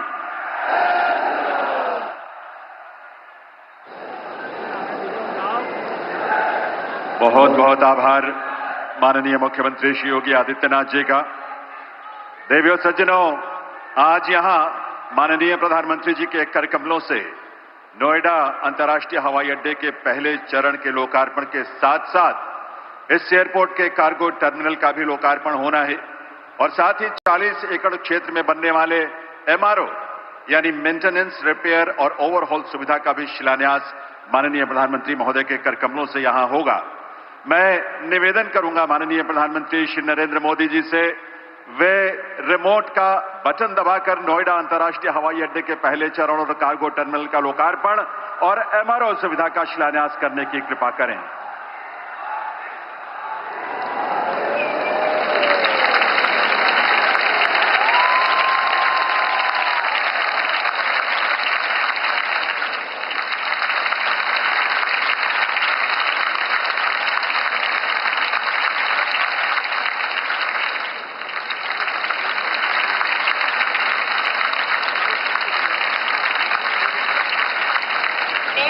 सज्जनों, हम शीघ्र ही नोएडा इंटरनेशनल एयरपोर्ट पर उतरने वाले हैं। ये एयरपोर्ट उत्तर प्रदेश का 5वां अंतर्राष्ट्रीय एयरपोर्ट है, जो नए भारत के आध्यात्मिक, सांस्कृतिक और व्यावसायिक केंद्र उत्तर प्रदेश को वैश्विक पहचान दे रहा है।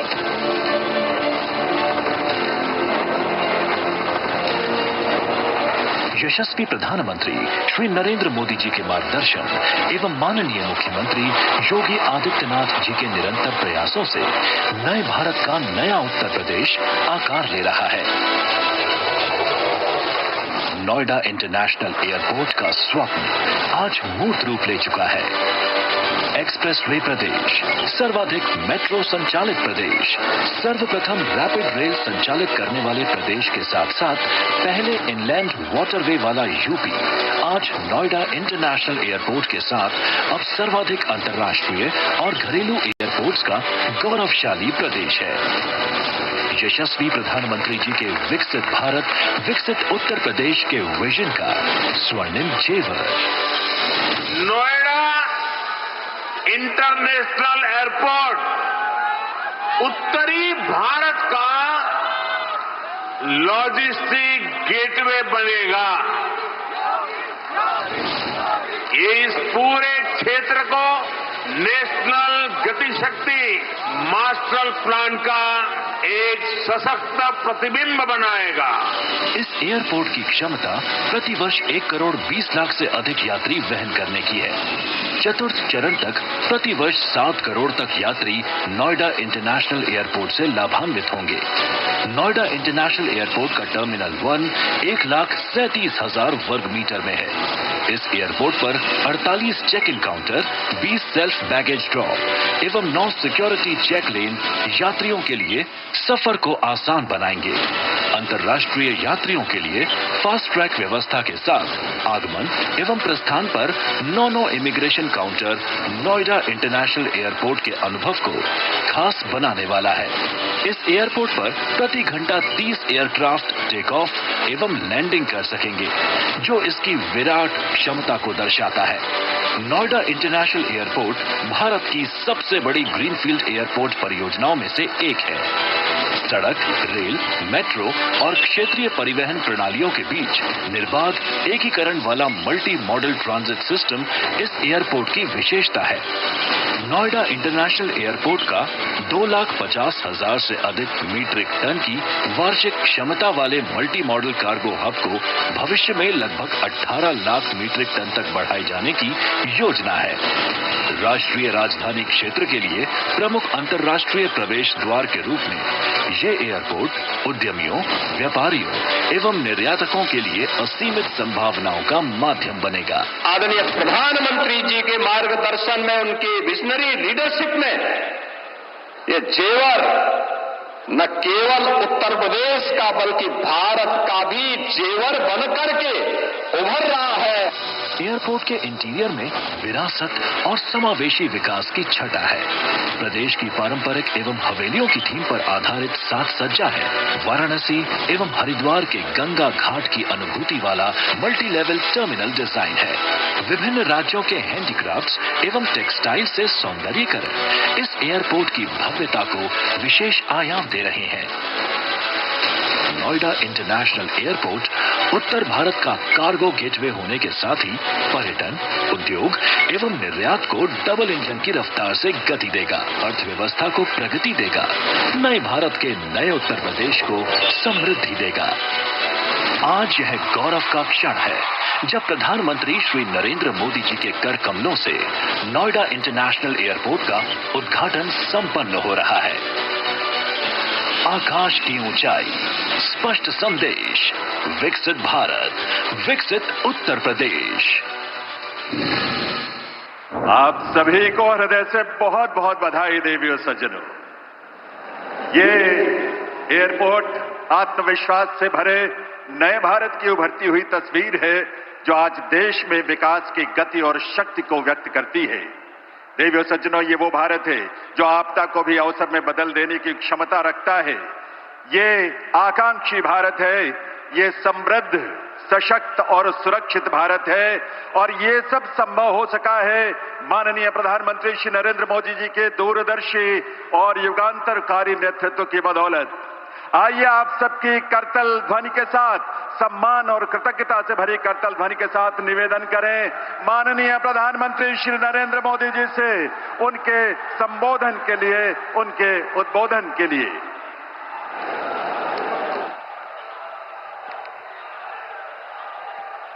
भारत माता की, भारत माता की, भारत माता की। उद्घाटन हो गया, उद्घाटन हो गया? नहीं, अभी आधा काम हुआ है। मैंने सिर्फ वो पर्दा हटाया है, लेकिन मैं आज चाहता हूं इस एयरपोर्ट का उद्घाटन यहां जो भी उपस्थित है आप सब करें।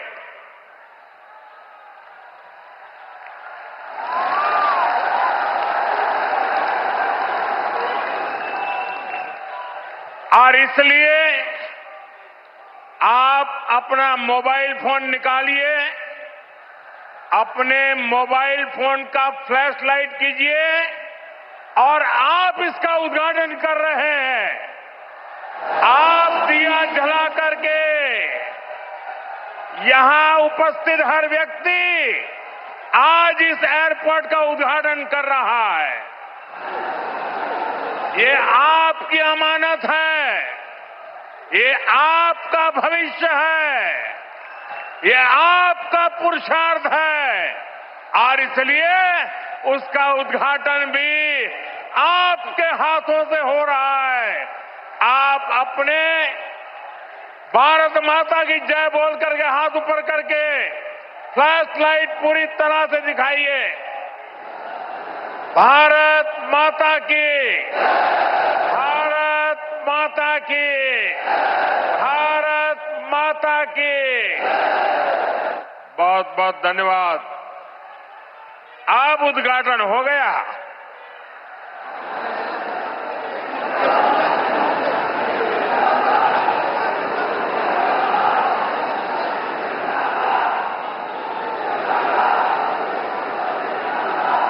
उत्तर प्रदेश के राज्यपाल आनंदीबेन पटेल, यहां के मुख्यमंत्री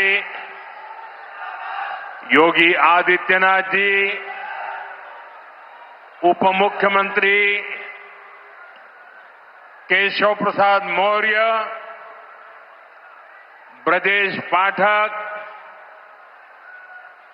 केंद्रीय मंत्रिमंडल के मेरे सहयोगी श्री राम मोहन नायडू जी, पंकज चौधरी जी, ज्यूरिक एयरपोर्ट के चेयरमैन जोसेफ फेल्डर जी, अन्य मंत्रीगण, सांसद, विधायक, अन्य महानुभाव और मेरे प्यारे भाई और बहनों,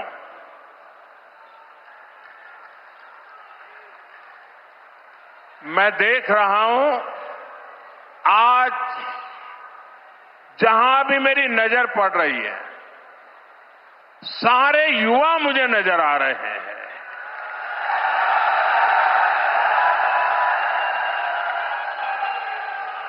उत्साह से भरे युवा हैं, जोश से भरे हुए युवा है, क्योंकि इन युवाओं को पता है कि ये जो काम हो रहा है ना, ये नौजवानों का भविष्य को नई उड़ान देने वाला काम हो रहा है। आज हम विकसित यूपी, विकसित भारत अभियान का एक नया अध्याय शुरू कर रहे हैं। देश का सबसे बड़ा प्रदेश आज देश के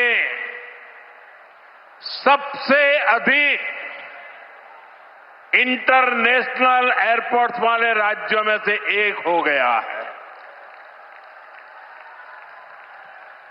और आज मेरे लिए गर्व और प्रसन्नता के दो कारण हैं। एक तो ये है इस एयरपोर्ट का शिलान्यास भी करने का सौभाग्य आप सबने मुझे दिया था और आप सबने इस एयरपोर्ट के उद्घाटन का सौभाग्य भी मुझे दिया, लेकिन मैंने उस सौभाग्य को आपके साथ बांट दिया और आपके हाथों से उद्घाटन करवा दिया। दूसरा, जिस उत्तर प्रदेश ने मुझे अपना प्रतिनिधि चुना, जिस उत्तर प्रदेश ने मुझे सांसद बनाया, उसकी पहचान के साथ, उस उत्तर प्रदेश की पहचान के साथ इस भव्य एयरपोर्ट का नाम भी जुड़ गया है। साथियों, नोएडा का ये एयरपोर्ट आगरा, मथुरा, अलीगढ़, गाजियाबाद, मेरठ, इटावा, बुलंदशहर, फरीदाबाद, इस पूरे क्षेत्र को बहुत बड़ा लाभ होने वाला है। हिंदुस्तान को और उत्तर प्रदेश को तो होना ही होना है। ये एयरपोर्ट पश्चिमी उत्तर प्रदेश के किसानों, छोटे और लघु उद्योगों, यहां के नौजवानों के लिए अनेक नए अवसर लेकर आने वाला है। यहां से दुनिया के लिए विमान तो उड़ेंगे ही, साथ ही ये विकसित उत्तर प्रदेश की उड़ान का भी प्रतीक बनेगा। मैं उत्तर प्रदेश को विशेष रूप से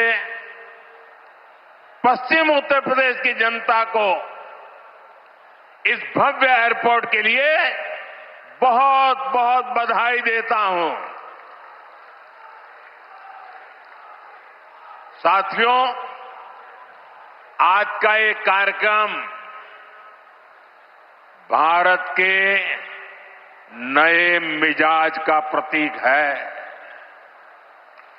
आप सभी देख रहे हैं कि आज पूरा विश्व कितना चिंतित है। पश्चिम एशिया में एक महीने से युद्ध चल रहा है। युद्ध की वजह से कई सारे देशों में खाने पीने के सामान, पेट्रोल, डीजल, गैस, खाद, ऐसी कई जरूरी चीजों का चारों तरफ संकट पैदा हो गया है। हर देश इस संकट का सामना करने के लिए कुछ न कुछ कोशिश कर रहा है, प्रयास कर रहा है। और हमारा भारत भी इस संकट का पूरी शक्ति से मुकाबला कर रहा है। देशवासियों की ताकत के भरोसे कर रहा है। भारत तो बहुत बड़ी मात्रा में कच्चा तेल और गैस, ये जहां युद्ध चल रहा है ना, इस युद्ध से प्रभावित इलाके से मंगाता है। इसलिए सरकार हर वो कदम उठा रही है जिससे सामान्य परिवारों पर, हमारे किसान भाई बहनों पर इस संकट का बोझ न पड़े। साथियों, संकट के इस समय में भी भारत ने अपने तेज विकास को निरंतर जारी रखा है। मैं सिर्फ पश्चिमी उत्तर प्रदेश की ही बात करूं तो पिछले कुछ सप्ताह में ही ये चौथा बड़ा प्रोजेक्ट है जिसका शिलान्यास या लोकार्पण हुआ है। इन कुछ ही सप्ताह में इस दौरान नोएडा में बहुत बड़ी सेमी कंडक्टर फैक्ट्री का शिलान्यास हुआ। इसी कालखंड में देश की पहली दिल्ली मेरठ नमो भारत ट्रेन ने गति पकड़ी। इसी कालखंड में मेरठ मेट्रो का विस्तार किया गया और इतने कम समय में आज नोएडा इंटरनेशनल एयरपोर्ट का आप सबके हाथों से उद्घाटन भी हो गया। साथियों, ये सारे प्रोजेक्ट्स यूपी के विकास के लिए डबल इंजन सरकार के प्रयासों का शानदार उदाहरण है। सेमीकंडक्टर फैक्ट्री भारत को टेक्नोलॉजी में आत्मनिर्भर बना रही है। मेरठ मेट्रो और नमो भारत रेल तेज और स्मार्ट कनेक्टिविटी दे रही है और ये हमारा जेवर एयरपोर्ट पूरे उत्तर भारत को दुनिया से जोड़ रहा है। और आपने अभी वीडियो में देखा, ये ऐसा एयरपोर्ट बन रहा है, हर 2 मिनट में एक जहाज उड़ेगा, हर 2 मिनट में एक जहाज उड़ेगा। पहले सपा वालों ने नोएडा को अपनी लूट का एटीएम बना लिया था, लेकिन आज भाजपा सरकार में वही नोएडा यूपी के विकास का सशक्त इंजन बन रहा है। साथियों, जेवर का ये एयरपोर्ट डबल इंजन सरकार की कार्य संस्कृति भी, इस कार्य संस्कृति का भी बहुत अच्छा उदाहरण है। अब आप सोचिए, इस एयरपोर्ट को अटल बिहारी वाजपेयी जी की सरकार ने 2003 में ही फाइल में मंजूरी दे दी थी। 2003 में आप में से बहुत होंगे जिसका जन्म नहीं हुआ होगा, बहुत वो लोग होंगे जो उस समय 25-30 साल के 35 साल के हुए होंगे और आज रिटायर्ड की हो गए, लेकिन एयरपोर्ट नहीं बना। लेकिन केंद्र में कांग्रेस और यहां की पहले की सरकारों ने सालों तक इस एयरपोर्ट की नींव तक नहीं पड़ने दी। 2004 से 2014 तक ये एयरपोर्ट फाइलों में ही दबा रहा। जब हमारी सरकार बनी तो यूपी में सपा की सरकार थी। शुरू के 2-3 सालों में सपा वालों ने इस पर काम नहीं होने दिया, लेकिन जैसे ही यहां भाजपा एनडीए की सरकार बनी, दिल्ली में भाजपा एनडीए की सरकार बनी, तो जेवर एयरपोर्ट की नींव भी पड़ी, निर्माण भी हुआ और अब ये शुरू भी हो गया है। साथियों, एयरपोर्ट के अलावा ये क्षेत्र देश के 2 बड़े फ्रेट कॉरिडोर का भी हब बन रहा है। ये फ्रेट कॉरिडोर मालगाड़ियों के लिए बिछाई गई स्पेशल पटरियां हैं। इससे उत्तर भारत की बंगाल और गुजरात के समंदर से कनेक्टिविटी बेहतर हो गई है और दादरी वो स्थान है जहां ये दोनों कॉरिडोर आपस में मिलते हैं। यानी यहां किसान जो उगाते हैं, यहां उद्योग जो कुछ बनाते हैं, वो जमीन से, हवाई मार्ग से दुनिया के कोने कोने तक तेजी से जा पाएगा। ऐसी मल्टी मॉडल कनेक्टिविटी के कारण यूपी दुनिया भर के निवेशकों के लिए बहुत बड़ा आकर्षण बन रहा है। साथियों, जिस नोएडा को पहले अंधविश्वास के कारण अपने हाल पर छोड़ दिया गया था, कुर्सी जाने के डर से पहले के सत्ताधारी यहां आने से डरते थे। मुझे याद है यहां की सपा सरकार थी और मैंने नोएडा आने का कार्यक्रम बनाया तो मुख्यमंत्री इतने डरे हुए थे कि वो उस कार्यक्रम में नहीं आए और मुझे भी डराने की लोगों ने कोशिश की कि नोएडा मत जाओ मोदी जी, अभी अभी प्रधानमंत्री बने हो। मैंने कहा इस धरती का आशीर्वाद लेने जा रहा हूं जो मुझे लंबे अरसे तक सेवा करने का मौका देगा।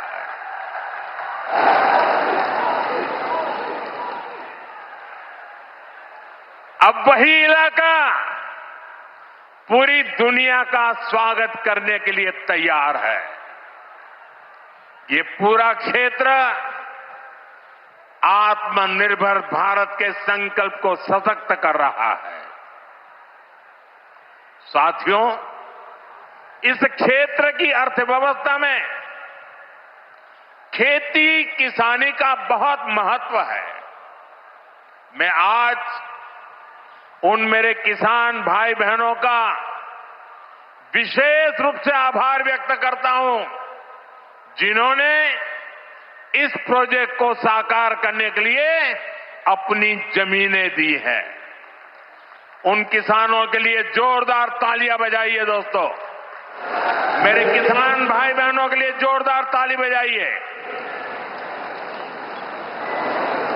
मेरे किसान भाई बहन, आपके इस योगदान से ही इस पूरे क्षेत्र में विकास का एक नया दौर शुरू होने जा रहा है। आधुनिक कनेक्टिविटी का जो विस्तार यहां हो रहा है उससे पश्चिमी यूपी में फूड प्रोसेसिंग की संभावनाओं को और बल मिलेगा। अब यहां के कृषि उत्पाद दुनिया के बाजारों में और बेहतर तरीके से जा पाएंगे। साथियों, यहां मैं अपने किसान साथियों का एक और बात के लिए भी आभार व्यक्त करना चाहता हूं। आपके गन्ने से जो इथेनॉल बनाया गया है उससे कच्चे तेल पर देश की निर्भरता कम हुई है। अगर इथेनॉल का उत्पादन न बढ़ता, पेट्रोल में उसकी ब्लेंडिंग न बढ़ती, तो देश को हर वर्ष 4.5 करोड़ बैरल यानी लगभग 700 करोड़ लीटर कच्चा तेल विदेशों से मंगवाना पड़ता। किसानों के परिश्रम ने देश को इस संकट के समय में इतनी बड़ी राहत दी है। साथियों, इथेनॉल से देश को तो फायदा हुआ ही है, किसानों को भी बहुत बड़ा लाभ हुआ है। इससे करीब 1.5 लाख करोड़ रुपए की विदेशी मुद्रा बची है। यानी इथेनॉल न बनाते तो ये पैसा विदेश जाना तय था। बीते वर्षों में इतना सारा पैसा देश के किसानों को मिला है, गन्ना किसानों को मिला है। साथियों, यहां के गन्ना किसानों ने तो पहले के वो दिन भी देखे हैं जब कई सालों तक गन्ने का बकाया लटका रहता था। लेकिन आज भाजपा की डबल इंजन सरकार के प्रयासों से गन्ना किसानों की स्थिति बेहतर हुई है। साथियों, किसी भी देश में एयरपोर्ट सिर्फ एक सामान्य सुविधा नहीं होता। ये एयरपोर्ट प्रगति को भी उड़ान देते हैं। साल 2014 से पहले देश में सिर्फ 74 एयरपोर्ट थे। आज 160 से अधिक एयरपोर्ट देश में है। अब महानगरों के अलावा देश के छोटे छोटे शहरों में भी हवाई कनेक्टिविटी पहुंच रही है। पहले जो सरकारें रही हैं वे मानती थी कि हवाई यात्रा सिर्फ अमीरों के लिए ही होनी चाहिए। लेकिन भाजपा सरकार ने सामान्य भारतीयों के लिए हवाई यात्रा को आसान बना दिया। हमारी सरकार ने उत्तर प्रदेश में हवाई अड्डों के नेटवर्क का तेजी से विस्तार करते हुए उनकी संख्या बढ़ाकर 17 कर दी है। साथियों, भाजपा सरकार का निरंतर प्रयास रहा है कि एयरपोर्ट भी बने और किराया भाड़ा भी सामान्य परिवारों की पहुंच में रहे। इसलिए हमने उड़ान योजना शुरू की थी। इस स्कीम के कारण बीते कुछ सालों में 1,60,00,000 से अधिक देशवासियों ने उड़ान योजना से टिकट लेकर सस्ती दरों पर हवाई यात्रा की है। और मैं आपको एक और जानकारी देना चाहता हूं। हाल में ही केंद्र सरकार ने उड़ान योजना को और विस्तार दिया है। इसके लिए लगभग 29,000 करोड़ रुपए की स्वीकृति दी गई है। आने वाले वर्षों में इसके तहत छोटे छोटे शहरों में 100 नए एयरपोर्ट और 200 नए हेलीपैड बनाने की योजना है। यूपी को भी इससे बहुत अधिक लाभ होगा। साथियों, भारत का एविएशन सेक्टर बहुत तेजी से गति और विकास कर रहा है। जैसे जैसे भारत में नए नए एयरपोर्ट बन रहे हैं, वैसे वैसे नए हवाई जहाजों की जरूरत भी बढ़ती जा रही है। इसलिए देश की अलग अलग एयरलाइंस ने सैकड़ों नए जहाजों के ऑर्डर दिए हैं। ये जो नई सुविधाएं, नए जहाज आ रहे हैं, इनको उड़ान वाले और इसको उड़ाने वाले, इनमें सर्विस देने वाले, मेंटेनेंस से जुड़े, ऐसे हर काम के लिए बहुत बड़ी संख्या में वर्कफोर्स की जरूरत होगी। ये युवाओं के लिए बहुत बड़ा अवसर है। इसलिए हमारी सरकार एविएशन सेक्टर में ट्रेनिंग की सुविधाओं का भी विस्तार कर रही है। साथियों, आप जब अपनी कोई गाड़ी खरीदते हैं तो ये जरूर देखते हैं कि उस गाड़ी बनाने वाली कंपनी का सर्विसिंग सेंटर आसपास है या नहीं है। आप जानकर हैरान हो जाएंगे कि हमारे देश में हवाई जहाजों की सर्विसिंग यानी उनके मेंटेनेंस, रिपेयर एंड ओवरहॉल की पुख्ता व्यवस्था ही नहीं थी। भारत के 85 एयरपोर्ट 85% हवाई जहाजों को आज भी मेंटेनेंस, रिपेयर एंड ओवरहॉल यानी एमआरओ के लिए इस काम के लिए विदेश भेजना पड़ता है। इसलिए हमारी सरकार ने ठाना है कि एमआरओ सेक्टर में भी भारत को आत्मनिर्भर बनाएंगे। अब भारत में ही बहुत बड़े पैमाने पर एमआरओ सुविधाएं विकसित की जा रही है। आज यहां जेवर में भी एमआरओ सुविधा का शिलान्यास हुआ है। ये सुविधा जब तैयार हो जाएगी तो ये देश विदेश के विमानों को सेवा देगी। इससे देश को कमाई भी होगी, हमारा पैसा भी देश में ही रहेगा और युवाओं को अनेक रोजगार भी मिलेंगे। साथियों, आज हमारी सरकार की प्राथमिकता देश के नागरिकों की सुविधा है। देश के नागरिक का समय बचे और उसकी जेब पर ज्यादा बोझ भी ना पड़े, ये हमारा लक्ष्य है। मेट्रो और वंदे भारत जैसी आधुनिक रेल सेवाओं का इसी भाव से ही विस्तार किया जा रहा है। दिल्ली मेरठ नमो भारत रेल, इसका कितना फायदा हो रहा है ये भी हम सब देख रहे हैं।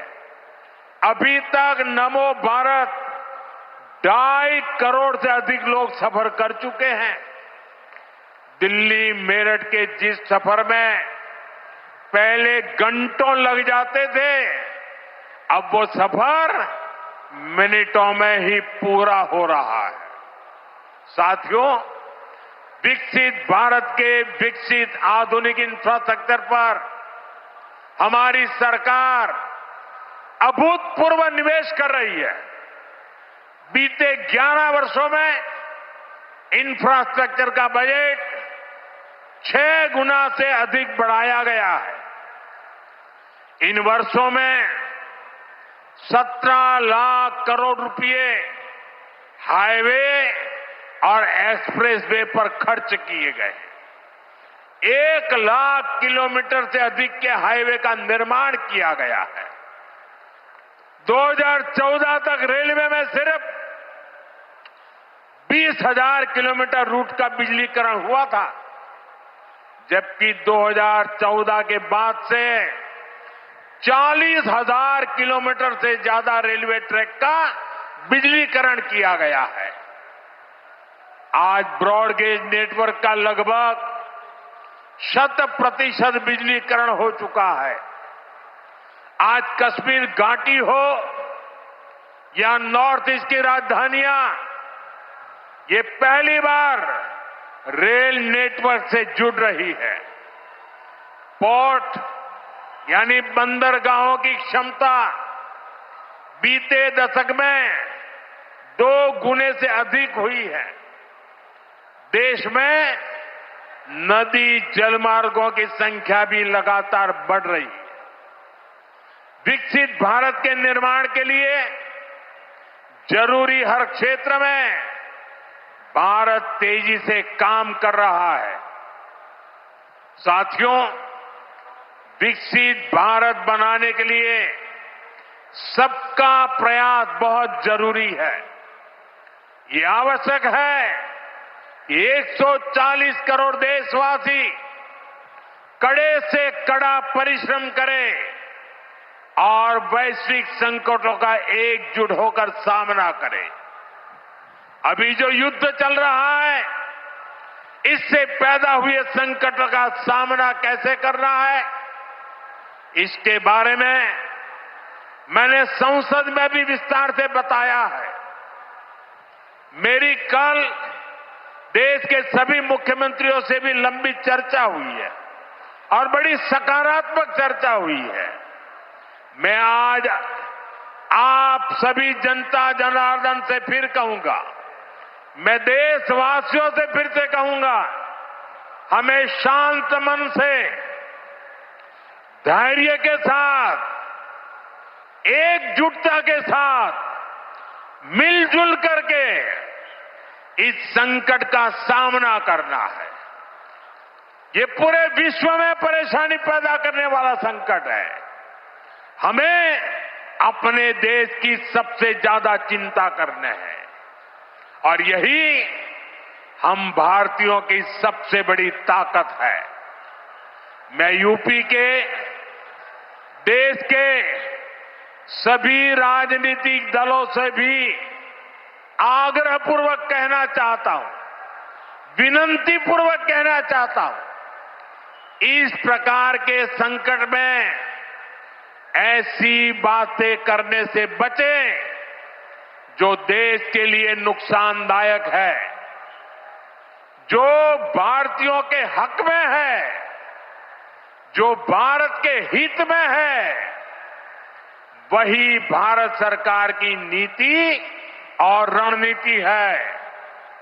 राजनीति के लिए गलत बयानबाजी करने वाले राजनीतिक बहस में तो कुछ नंबर पा लेंगे, लेकिन देश को नुकसान पहुंचाने वाली हरकतों को देश की जनता कभी माफ नहीं करती। कोरोना के महासंकट के दौरान भी कुछ लोगों ने अफवाहें फैलाई, वैक्सीन को लेकर झूठ बोले ताकि सरकार का काम मुश्किल हो, देश को नुकसान हो। परिणाम क्या हुआ? जनता ने चुनावों के दौरान ऐसी राजनीति को नकार दिया, ठुकरा दिया। मुझे पूरा भरोसा है कि देश के सभी राजनीतिक दल भी इससे सबक सीखेंगे और देश के एकजुट प्रयासों को वो बल देंगे, ताकत देंगे। इसी आग्रह के साथ एक बार फिर से उत्तर प्रदेश को इस शानदार एयरपोर्ट के लिए बहुत बहुत शुभकामनाएं। मेरे साथ बोलिए, भारत माता की वंदे वंदे वंदे वंदे वंदे वंदे वंदे वंदे वंदे। बहुत बहुत धन्यवाद।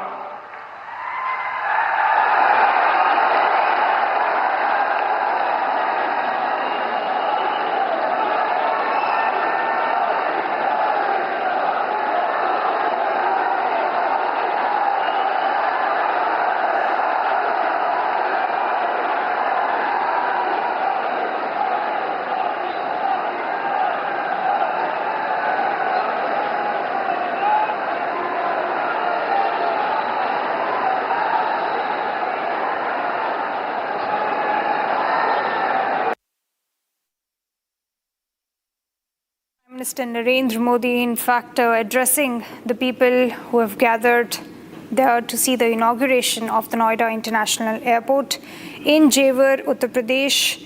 He talked about various aspects, in fact also talked about the conversation that he had with all the chief ministers of all the states yesterday, and said that he came out with a lot of solutions in this war. We all have to come together and solve the problems.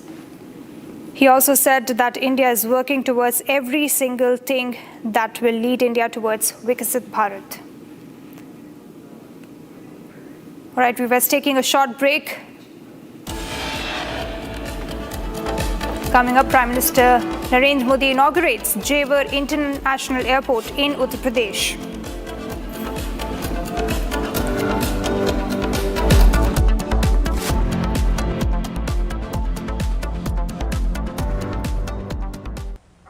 हमें धीरज के साथ, संयम के साथ, शांत मन से हर चुनौती का मुकाबला करना है।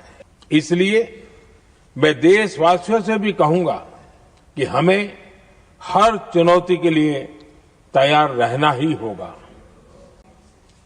जैसा कि हम देख रहे हैं कि इस युद्ध को लेकर पल पल में हालात बदल रहे हैं।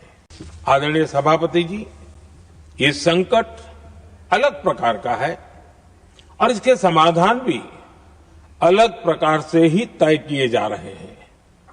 हमें धीरज के साथ, संयम के साथ, शांत मन से हर चुनौती का मुकाबला करना है। आदरणीय सभापति जी, जैसा कि हम देख रहे हैं कि इस युद्ध को लेकर पल पल में हालात बदल रहे हैं। इसलिए मैं देशवासियों से भी कहूंगा कि हमें हर चुनौती के लिए तैयार रहना ही होगा। इस युद्ध के दुष्प्रभाव लंबे समय तक रहने की प्रबल आशंका है।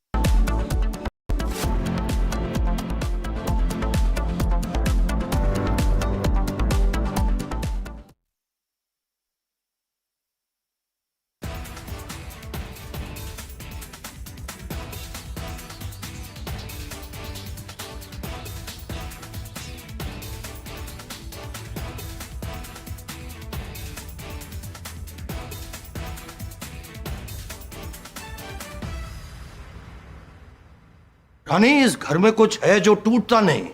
ये पिलर कभी नहीं टूटेगा। रुंगटा स्टील टीएमटी से बना। रुंगटा नहीं तो घर स्ट्रॉन्ग नहीं। रुंगटा स्टील टीएमटी बार एकदम सॉलिड। हमें धीरज के साथ, संयम के साथ, शांत मन से हर चुनौती का मुकाबला करना है।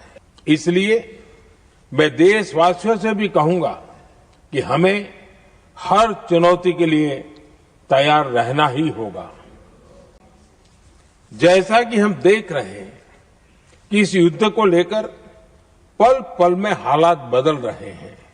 आदरणीय सभापति जी, ये संकट अलग प्रकार का है और इसके समाधान भी अलग प्रकार से ही तय किए जा रहे हैं।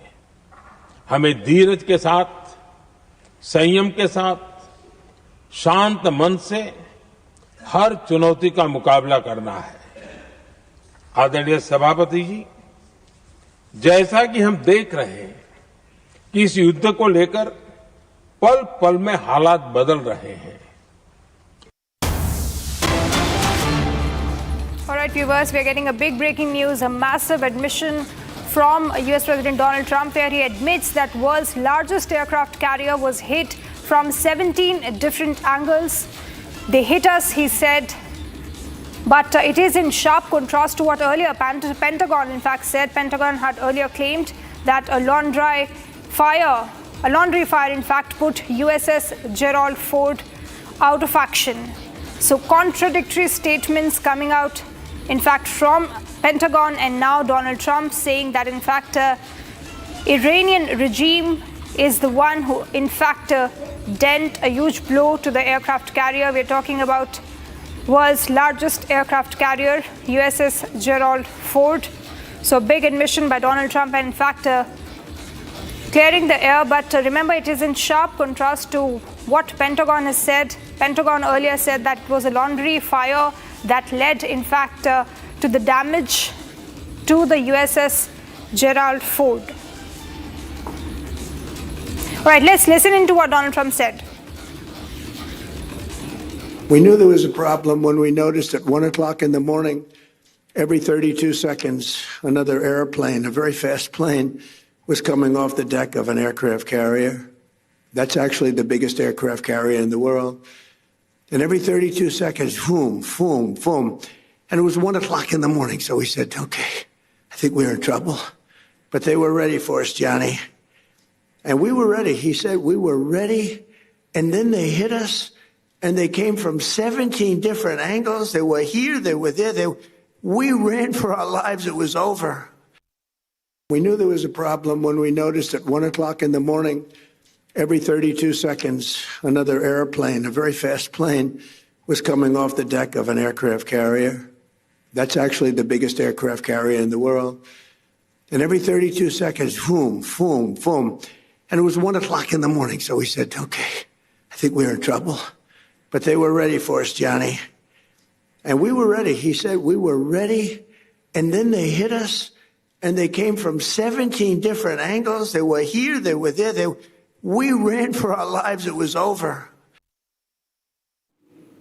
So viewers, there you had Donald Trump, in fact, talking about the fire that broke out on USS Gerald R. Ford and saying that it was not fire, in fact, but Iranian regime hitting the aircraft. Take a listen to what... 1 o'clock in the morning, every 32 seconds, another airplane, a very fast plane, was coming off the deck of an aircraft carrier. That's actually the biggest aircraft carrier in the world. And every 32 seconds, boom, boom, boom. And it was 1 o'clock in the morning. So we said, okay, I think we're in trouble. But they were ready for us, Johnny. And we were ready. He said we were ready. And then they hit us, and they came from 17 different angles. They were here, they were there. We ran for our lives. It was over. We knew there was a problem when we noticed at 1 o'clock in the morning, every 32 seconds, another airplane, a very fast plane, was coming off the deck of an aircraft carrier. That's actually the biggest aircraft carrier in the world. And every 32 seconds, boom, boom, boom. And it was 1 o'clock in the morning. So we said, okay, I think we're in trouble. But they were ready for us, Johnny. And we were ready. He said we were ready. And then they hit us, and they came from 17 different angles. They were here, they were there. We ran for our lives. It was over. There's another big breaking news. In fact, a big shocker from Donald Trump, where Donald Trump openly mocks the future king of Saudi Arabia on stage, insulting them and claiming that Arab leaders must obey his orders. This is exactly why the world is turning against Washington, viewers. Donald Trump openly humiliating Saudi's future king, and in fact saying that they are in fact forced to agree to whatever US has to decide. Another humiliation by Donald Trump to Saudi Arabia. In fact, this is the exact reason why Washington is being slammed left, right and center in this war in West Asia. Trump, in fact, not restraining his comments regarding anything. Let's listen to what Donald Trump said. He didn't think he'd be kissing my ass. He really didn't. He thought he'd be just another American president that was a loser, where the country was going downhill. But now he has to be nice to me. You tell him he better be nice to me. He's got to be. But it was really something. He said, it's amazing, President, because he's a very smart, but a regular kind of a guy. He said, it's amazing, President. A year ago, in that case, it was a year and a half. It was 6 months ago. But a year ago, you were a dead country. Now you're literally the hottest country anywhere in the world. And that was before we beat the hell out of her. He didn't think he'd be kissing my ass. He really didn't. He thought he'd be just another American president that was a loser, where the country was going downhill. But now he has to be nice to me. You tell him he better be nice to me. He's got to be. But it was really something. He said, it's amazing, President, because he's a very smart, but a regular kind of a guy. He said, it's amazing, President. A year ago, in that case, it was a year and a half. It was 6 months ago. But a year ago, you were a dead country. Now you're literally the hottest country anywhere in the world. And that was before we beat the hell out of her. All right, I have with me Major General Rajan Kochar to get us his perspective on this. Major General, I would like to get your comments on two statements made by Donald Trump. Earlier, we saw how fissures were seen, in fact, between Pentagon, Pete Hegseth specifically talking about, and Donald Trump. And now, in fact, Donald Trump giving a contradictory remark as far as damage being inflicted on USS Gerald Ford.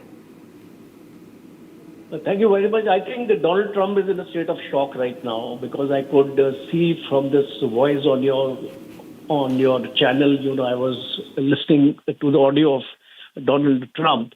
It is clearly, I think he's in a state of shock, because he could imagine that an aircraft carrier of this magnitude which America has, and it's not one but two aircraft carriers, and according to my information, both the aircraft carriers have retreated from the scene of war. They have moved back.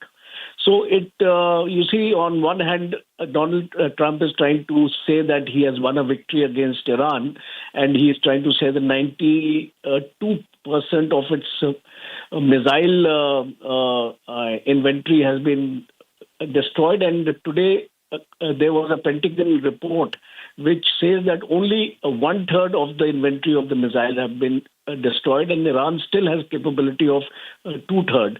So you see, as far as Iran is concerned, this war can carry on for another 2-3 months without an issue. And basically, you see, it is a war of narratives. As we are seeing this, we did a program on your channel on the same war of narratives. But you see, narratives have to be credible for the people also to follow that narrative. But as far as Donald Trump is concerned, every day we hear a different statement, and his narratives are not credible at all. So now he's talking about Saudi Arabia also. He's and unparliamentary words he's using, like I'm licking my ass or something like that. So this is truly a president who is now facing defeat in this war, and I don't think the U.S. will be able to last much in this war, because this is my assessment. Though, of course, Iran has been damaged to a very, very great extent. The entire infrastructure, the oil fields, the gas, everything have been targeted, and their economy has been put back by decades. But a country like Iran, which is basically a civilizational society, will be able to recover in a couple of years, because Russia will be there, China will be there, and slowly it will build up. North Korea, all these are close allies of Iran. So I think right now I can sum it up by saying that Donald Trump is in a state of shock. Absolutely, Major General. And also, this is not only a war of narrative between the countries, but a war of narrative inside the U.S. administration that we're talking about. Because earlier also you rightly pointed out about that Pentagon report that says essentially that 1/3, in fact, of the Iranian regime's military arsenal is only destroyed. But would also like to ask you about Trump's comments on Saudi Arabia King. Don't you think that Donald Trump is behaving as a dictator here in this war, and why should anybody listen to Donald Trump and in fact buy his arguments, his side of the arguments in this war? You see, I totally agree with you, because you unfortunately, he's an elected president. He's elected by the people of the United States. He's answerable to the people of the United States, and he goes to war without taking the Congress into confidence, without addressing the people of his own country. And to top it all, he does not even consult his allies. And if you see that none of the NATO countries were consulted by Donald Trump, the European Union was not taken into confidence. And after this war, he is now asking for help from NATO and EU. They're not going to, he stands isolated today. And I think as the President of the United States is a very, very sad example of where he has got America, and even his MAGA lobby today. And it's very important to understand that his MAGA lobby was very, very strong. Today, there are fissures within the MAGA lobby also. So I think Donald Trump should smell the coffee now, and he should call off this war. Absolutely, Major General. Thank you so much for getting your perspective on these comments by Donald Trump. So viewers, this is the big news that we are tracking, where Donald Trump, in fact, giving out conflicting statements as to what Pentagon initially said about USS Gerald Ford. Remember, it was in the Red Sea. In fact, at the time it was hit by the Iranian regime, and now the picture is becoming more and more clear that, in fact, Donald Trump admitting that the aircraft carrier was hit from 17 different angles, and essentially anyone can predict that this must be the Iranian regime, giving a huge dent to the US military arsenal. So this is a big news that we are tracking at this point in time. Also, Donald Trump's humiliating comments about Saudi Arabia king, saying, in fact, that he better be nice to me, and in fact warning him, essentially indicating a rift here as well between United States and Saudi Arabia. Remember, it is not only the US assets located in Saudi Arabia which are coming under attack by Iranian regime, but also infrastructure, oil refineries located in Saudi Arabia. All right, viewers, taking a short break, but coming up, full emergency declared by Indigo at IGI Airport on runway 28 due to engine malfunction.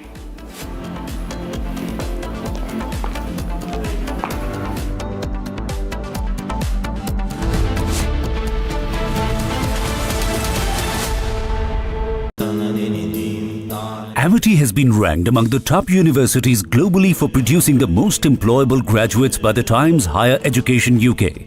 Yet another testimony to Amity's excellent placement record. चमकी चाट से क्या बना है? आलू चाट या fruit चाट? स्वाद बढ़ाए चमकी चाट। क्या बात है? स्वादिष्ट पकोड़े और फरसान, अरे चमकी चाट है इसकी जान। असली स्वाद सिर्फ चमकी चाट।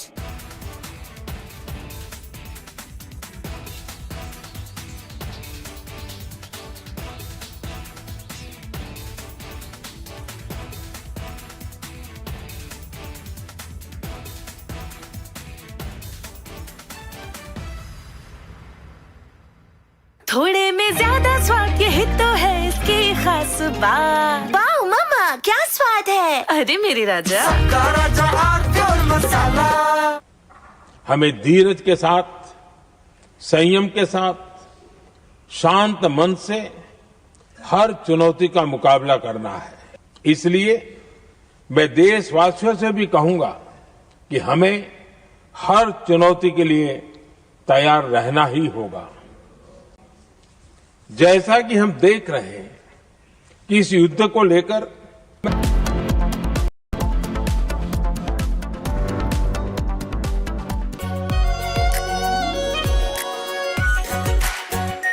Are pure shahi paneer masala, delicious, healthy, everyday. रानी, इस घर में कुछ है जो टूटता नहीं। ये पिलर कभी नहीं टूटेगा। रुंगटा स्टील टीएमटी से बना। रुंगटा नहीं तो घर स्ट्रॉन्ग नहीं। रुंगटा स्टील टीएमटी बार एकदम सॉलिड। प्यास बुझाए, ठंडक लाए, सबको भाए जीरा से। एमटीएच का जलजीरा जीरा से। जीरा से असली रिफ्रेशिंग, असली स्वाद, असली मजा। हमें धीरज के साथ, संयम के साथ, शांत मन से हर चुनौती का मुकाबला करना है। इसलिए मैं देशवासियों से भी कहूंगा कि हमें हर चुनौती के लिए तैयार रहना ही होगा। जैसा कि हम देख रहे हैं कि इस युद्ध को लेकर पल पल में हालात बदल रहे हैं। आदरणीय सभापति जी, ये संकट अलग प्रकार का है और इसके समाधान भी अलग प्रकार से ही तय किए जा रहे हैं। हमें धीरज के साथ, संयम के साथ, शांत मन से हर चुनौती का मुकाबला करना है। आदरणीय सभापति जी, जैसा कि हम देख रहे हैं कि इस युद्ध को लेकर पल पल में हालात बदल रहे हैं। इसलिए मैं देशवासियों से भी कहूंगा कि हमें हर चुनौती के लिए तैयार रहना ही होगा। इस युद्ध के दुष्प्रभाव लंबे समय तक रहने की प्रबल आशंका है, लेकिन मैं देशवासियों को भरोसा देता हूं, सरकार सतर्क है, तत्पर है और पूरी गंभीरता से रणनीति बना रही है, हर निर्णय ले रही है। देश की जनता का हित हमारे लिए सर्वोपरि है।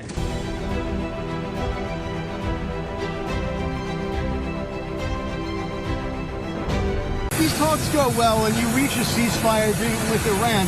Do you believe Israel would abide by that agreement? I think Israel would